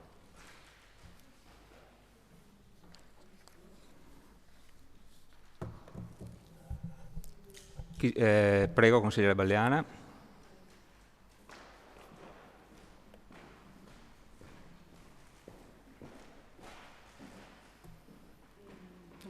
Allora, volevo solo dare un aggiornamento rispetto ai dati che ha fornito adesso il consigliere De Bastiani, nel senso che la mozione è stata scritta all'incirca il 18 aprile e i dati dell'ULS erano riferiti a quella data. Mi sembra che oggigiorno dai nuovi tamponi ci sia un miglioramento per quanto riguarda i contagi, no? Quindi sono diminuiti e anche tra il personale c'è minor contagio, naturalmente. E inoltre però rimane, mi sembra, una grave crisi per quanto riguarda gli operatori, soprattutto gli infermieri, insomma, che mi risulta che sono in un numero abbastanza basso, quindi insomma ci sono alcune situazioni ancora di criticità. Comunque, la mozione, do lettura dell'intervento che avevo preparato. La mozione che sottoponiamo all'attenzione del Consiglio Comunale nasce a fronte della tragica epidemia Covid che ha investito il Cesana Malanotti. Purtroppo anche la nostra casa di riposo non è passata indenne a questa pandemia che si è abbattuta sull'Italia, sull'Europa e sul mondo intero, provocando centinaia di migliaia di morti. All'inizio di marzo il focalizzare l'attenzione sui contagi nel territorio ha distolto la concentrazione su una condizione forse ancora più drammatica e penosa, nella quale i nostri anziani e gli operatori all'interno di alcune case di riposo si stavano contagiando e venivano registrati i primi decessi legati presumibilmente al virus.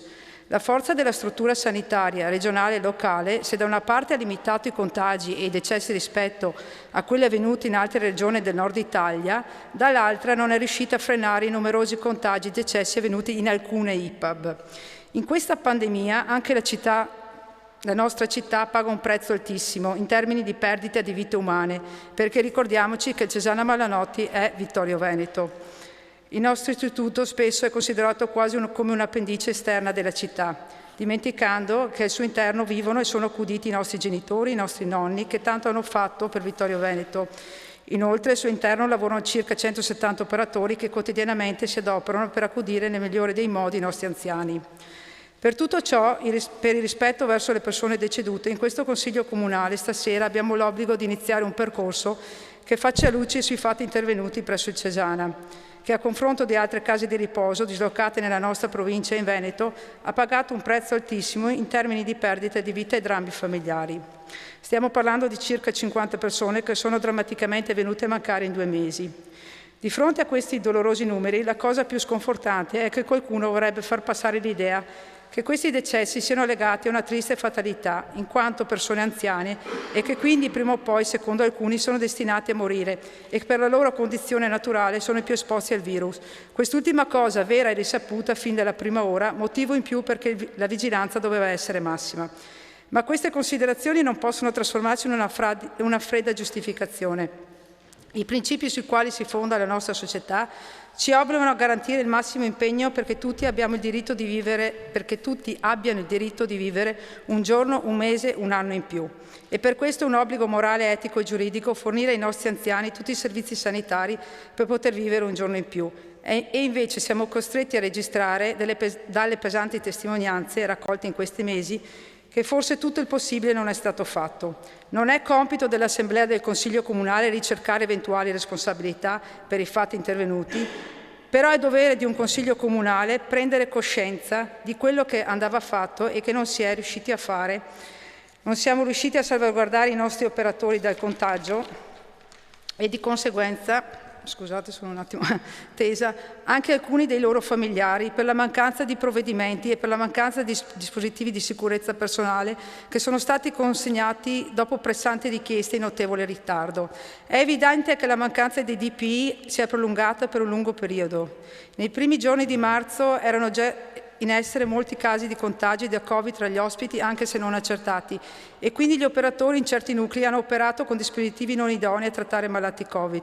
Ricordiamoci che poi nelle successive 2 settimane molti operatori erano già a casa per contagio e quelli che sono rimasti in prima linea hanno dovuto affrontare, oltre a carichi di lavoro eccezionali, anche situazioni drammatiche sotto il profilo umano. Mi sembra doveroso che il Consiglio Comunale esprima tutta la propria gratitudine a quelle operatrici e operatori, agli infermieri, che in un momento di grande difficoltà sotto il profilo umano hanno continuato ad operare stando accanto a tutti gli ospiti e soprattutto a quelli malati Covid, che tra l'altro molti di loro sono tragicamente deceduti. Inoltre forse è da ringraziare anche tutti gli infermieri e gli operatori dell'ospedale di Vittorio Veneto, anche aggiungo a questo. Non siamo riusciti a far eseguire le analisi per il contagio sui nostri anziani in modo tempestivo. Ciò avrebbe permesso di isolare immediatamente solo le persone affette da Covid e forse avrebbe ridotto il propagarsi del contagio e i numerosi decessi. In alcuni casi non siamo riusciti a garantire cure tempestive appropriate o il ricorso ad una struttura ospedaliera dei casi particolarmente gravi con possibilità di superamento della situazione clinica grazie ad un approccio intensivo delle cure. Non siamo riusciti a dare una doverosa e puntuale informazione ai molti familiari relativamente allo stato di salute dei propri cari, facendo crescere in essi l'angoscia e le preoccupazioni. Ora vi chiedo se tutto questo possa essere inquadrato come una pura fatalità o possa essere accettato come un triste destino. Il nostro gruppo consigliare, e penso di interpretare anche il sentire di molti vittoriesi, pensa che quanto accaduto sulla nostra casa di riposo non possa essere asservito ad un triste destino. Inoltre permettetemi di sottolineare un'ulteriore mancanza che potrebbe sembrare meno rilevante rispetto alla tragedia che ci ha colpito, ma direttamente correlata, ed è la mancanza di comunicazione riscontrata tra il Comune e Cesana Malanotti in questo periodo di emergenza. Vorrei evidenziare che la massima autorità cittadina, il Sindaco, ha il diritto di ricevere e di poter reperire puntuali informazioni rispetto alla situazione sanitaria del proprio Comune e nella fattispecie di una struttura presente in città dove, ripeto, vivono e lavorano centinaia di vittoriesi. Più volte è stato ribadito che le case di riposo sono strutture indipendenti e autonome. Se ciò può essere vero in una situazione di normalità, questo non può essere accettato in una situazione di emergenza sanitaria, motivo per il quale tutti i soggetti preposti all'emergenza, in questo caso il Sindaco, l'UIS2 e la dirigenza del Cesana, dovevano attuare un metodo comunicativo tale da garantire il monitoraggio costante sulla situazione sanitaria interna fin dai primi giorni. Tale modalità di scambio informativo, tra le istituzioni avrebbe aiutato a lenire le pesanti situazioni di disagio e di apprensione vissute dai cittadini che direttamente o indirettamente hanno rapporti con il Cesana. Inoltre, una tempestiva comunicazione sulla carenza del personale avrebbe forse potuto sollecitare l'intervento di una squadra di infermieri e medici della Protezione Civile Nazionale che, per esempio, hanno portato il loro contributo in alcune case di riposo della Lombardia. Sappiamo che verso la fine di marzo, dopo l'avviso di carenza di dispositivi, il Comune è riuscito a consegnare un centinaio di mascherine chirurgiche e a fornire un contatto per la fornitura delle mascherine FFP2. Molte sarebbero le considerazioni da fare relativamente a quanto è successo. Abbiamo acquisito documentazione e testimonianze che andranno approfondite nell'immediato al fine di non ripercorrere la stessa tragica strada. Concludo chiedendo alle massime autorità ai vari livelli l'umiltà di riconoscere che l'emergenza Covid ci ha trovati drammaticamente impreparati. Chiediamo a tutti i consiglieri in aula di fare propria la mozione in discussione. Grazie. Grazie, consigliere Balliana.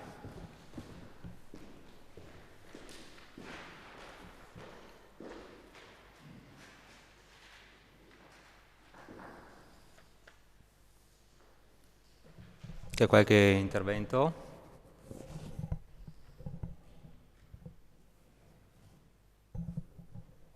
Prego.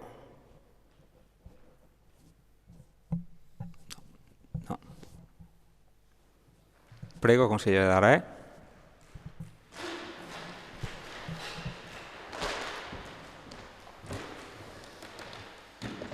Penso che questo documento sia un documento assolutamente tranquillo in cui si chiede informazione, informativa e soprattutto si chiede di portare il nostro pensiero alle persone colpite. È chiaro che i dati l'amministrazione comunale non li ha, essendo dati riservati, però penso che il Presidente del Consiglio fare un minuto di raccoglimento in questo Consiglio comunale sia subito un pensiero chiaro alle famiglie e a chi ha avuto queste perdite e naturalmente con il voto favorevole a questo documento. Va bene, poi alla fine faremo il minuto di raccoglimento. Consigliere Tonon, prego.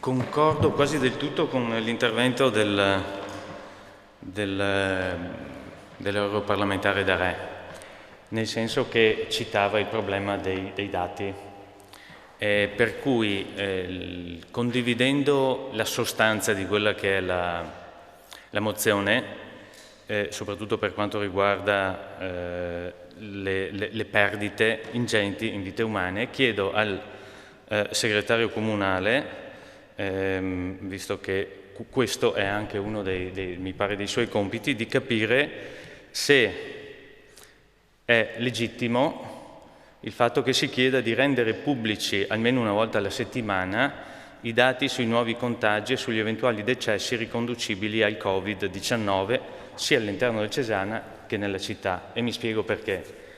Se non ricordo male, un datore di lavoro, quando un proprio dipendente si assenta per malattia, sa solo che è assente per malattia, non c'è scritto la motivazione per cui è assente, perché se non ricordo male è un problema di riservatezza dei dati.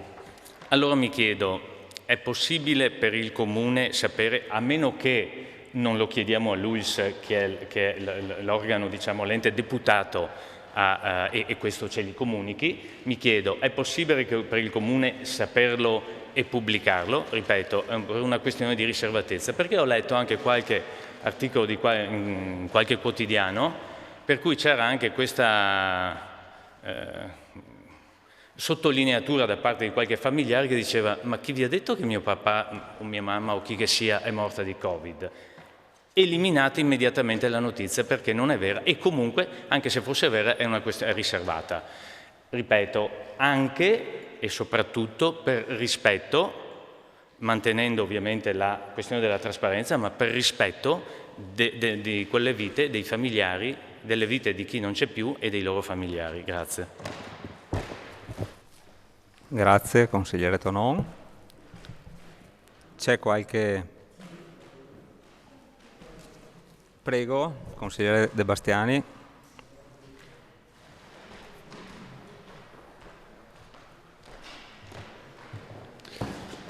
Sì, per rispondere alle osservazioni che ha fatto il consigliere Tonon, noi sentiamo tutti i giorni la Protezione Civile che per televisione comunica i dati e i numeri precisi all'unità di decessi, contagiati, eccetera. Mi sembra che lo faccia anche tutti i giorni anche il Presidente della Regione Zaia in un'altra trasmissione televisiva, e mi risulta che lo facciano anche i comuni limitrofi a noi, non so con che cadenza, ma so che... allora io ritengo che non ci sia nessuna violazione della privacy, in quanto non si chiedono i nomi di chi è mancato, e quindi non vedo quale violazione della privacy ci sarebbe, e ritengo che sia una questione prioritaria per tutta la comunità sapere qual è la situazione sanitaria del comune. Quindi io ritengo che possa rimanere a pieno titolo. Grazie, consigliere De Bastiani. Prego, consigliere Dus.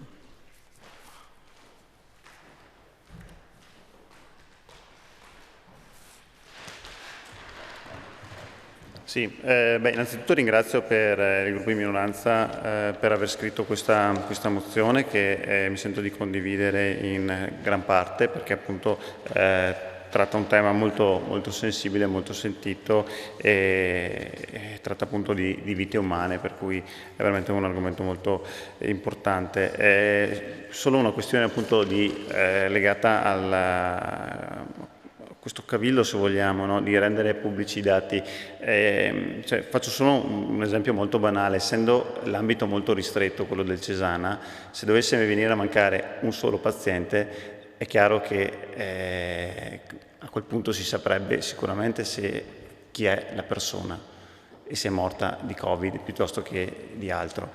È quello, diciamo, l'imbarazzo, ma non solo etico, ma soprattutto giuridico, nel quale ci troveremo ad impattare. Cosa diversa è una città, cosa diversa è la regione, cosa diversa è il paese intero. Io credo che il problema sia solo questo. Se possiamo emendare questa cosa qui, per noi non c'è nessun problema, ecco.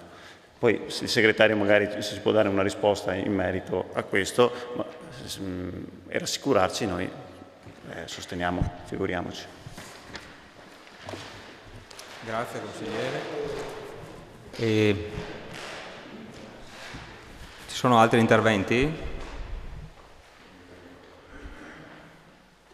Allora, visto che sono stato anche tirato in ballo anch'io come Presidente del Consiglio dalla mozione, dirò anch'io due parole, un piccolo intervento sulla mozione stessa.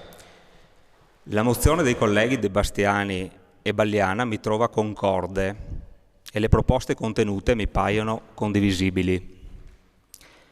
La richiesta che impegna il Sindaco ed il Presidente del Consiglio Comunale a farsi carico di inviare un messaggio di cordoglio ai parenti delle vittime della pandemia è non solo un doveroso ricordo di chi è deceduto in questa drammatica contingenza, ma anche un segno di vicinanza verso i familiari che non hanno potuto celebrare i riti funebri per i loro congiunti, che hanno anzi dovuto accompagnarli al cimitero in una inumana solitudine, che ha aggiunto angoscia ad angoscia e dramma al dramma. Mi permetto di fare una proposta. Alla fine di questa emergenza, quando si potrà, sarebbe davvero un bel gesto della Civitas Victoriensis se potessimo organizzare un momento pubblico di ricordo delle vittime vittoriesi, magari con una messa di suffragio nella nostra cattedrale. Mi pare condivisibile anche la richiesta di impegnare il Sindaco a trovare delle forme che riterrà opportune, nelle forme che riterrà più opportune, le vie più adatte per una sorta di rafforzamento di rapporti tra amministrazione comunale e Cesana Malanotti.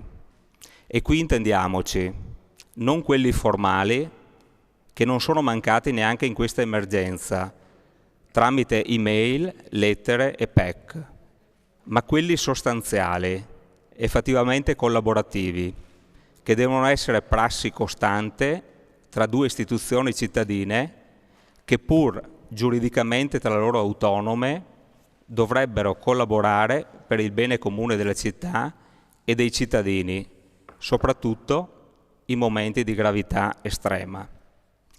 Non spetta a me valutare e giudicare l'attività del Cesana nella contingenza epidemica.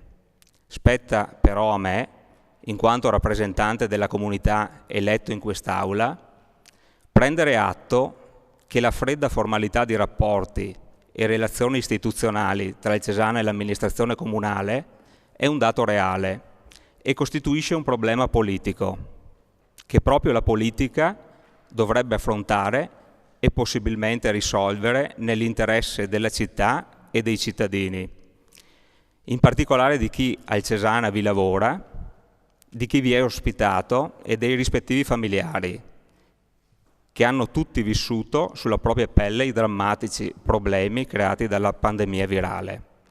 Per queste motivazioni ritengo dover esprimere voto favorevole alla mozione dei colleghi Valliana e De Bastiani.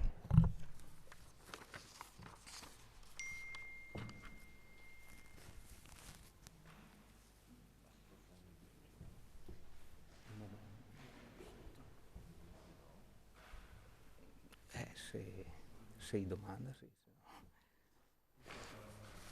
E prego, consigliere.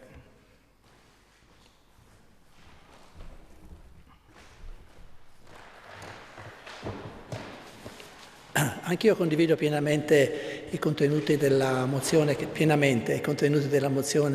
dei colleghi Valliana e De Bastiani. Volevo suggerire, per risolvere questo aspetto giuridico, se il segretario non ci aiuta meglio, di scrivere, di comunicare eccetera eccetera i dati nel rispetto della normativa sulla privacy. Questo non cambia niente. Se è chiaro che in quella settimana dovesse essere morta solo una persona, lo direte dopo 15 giorni, insomma, ecco, cioè, voglio dire, le modalità per mantenere questa norma sulla privacy si possono trovare e quindi se aggiungiamo queste 3 parole penso che la mozione possa essere approvata all'unanimità, che sarebbe una grande cosa.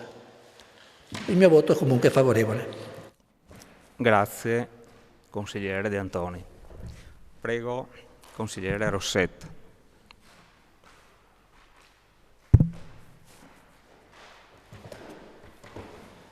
Questa qui vale anche come dichiarazione di voto.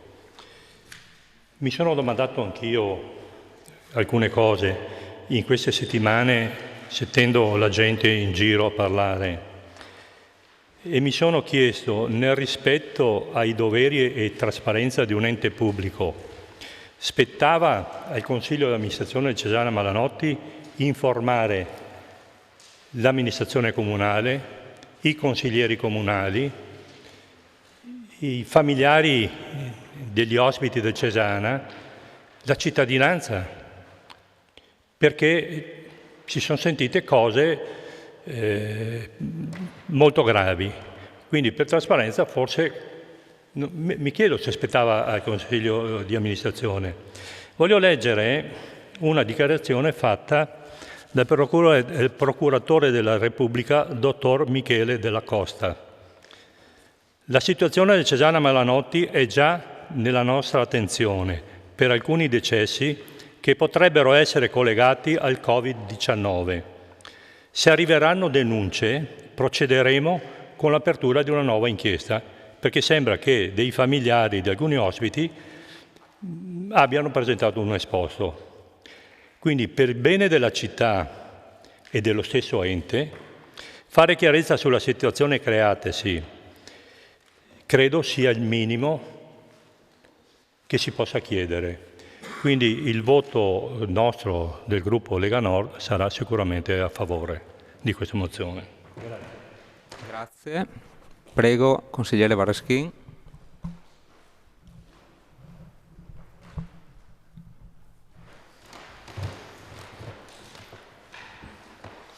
Allora, anche noi come lista Tonimiato abbiamo più volte chiesto chiarimenti sulla questione Cesana Malanotti e come a voi tutti non è arrivata risposta. E ringrazio la consigliera Bagliana per l'esposizione molto emotiva che ha fatto, ha aperto il cuore anche a noi. Il nostro voto sarà quindi favorevole. Grazie. Grazie consigliere.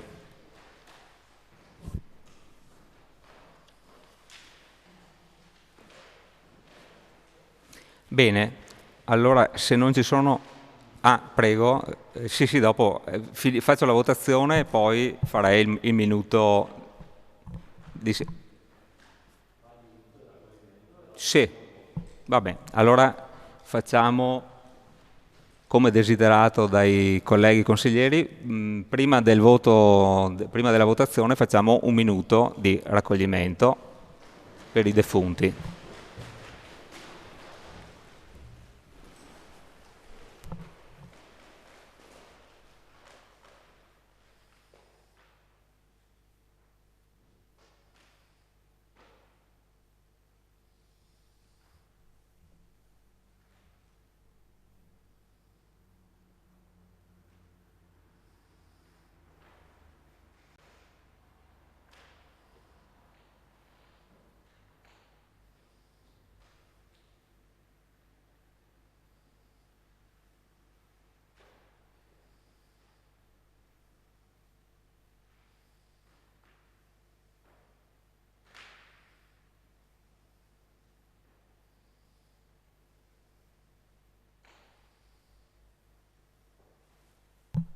Bene.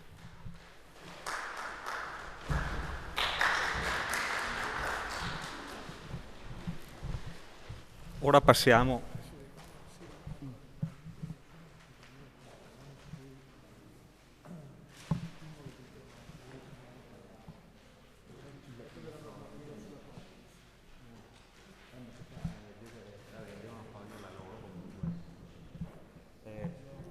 Allora, c'è una integrazione che chiedeva il consigliere De Antoni. Vi ricordo, consigliere Tonon? Vi ricordo solamente che le mozioni possono essere emendate con il consenso dei proponenti, quindi chiedo l'eventuale emendamento e chiedo l'eventuale consenso dei proponenti la mozione. Nell'eventualità si può fare, altrimenti bisogna tenere quella che abbiamo. Qual era l'emendamento? Si tratta di aggiungere, come suggerito dal consigliere del gruppo De Antoni, nel riferimento della normativa sulla tutela della riservatezza della Chiedo ai due proponenti se accettano, se sono d'accordo con la proposta di emendamento. Se loro sono d'accordo, allora si può fare. Siete d'accordo?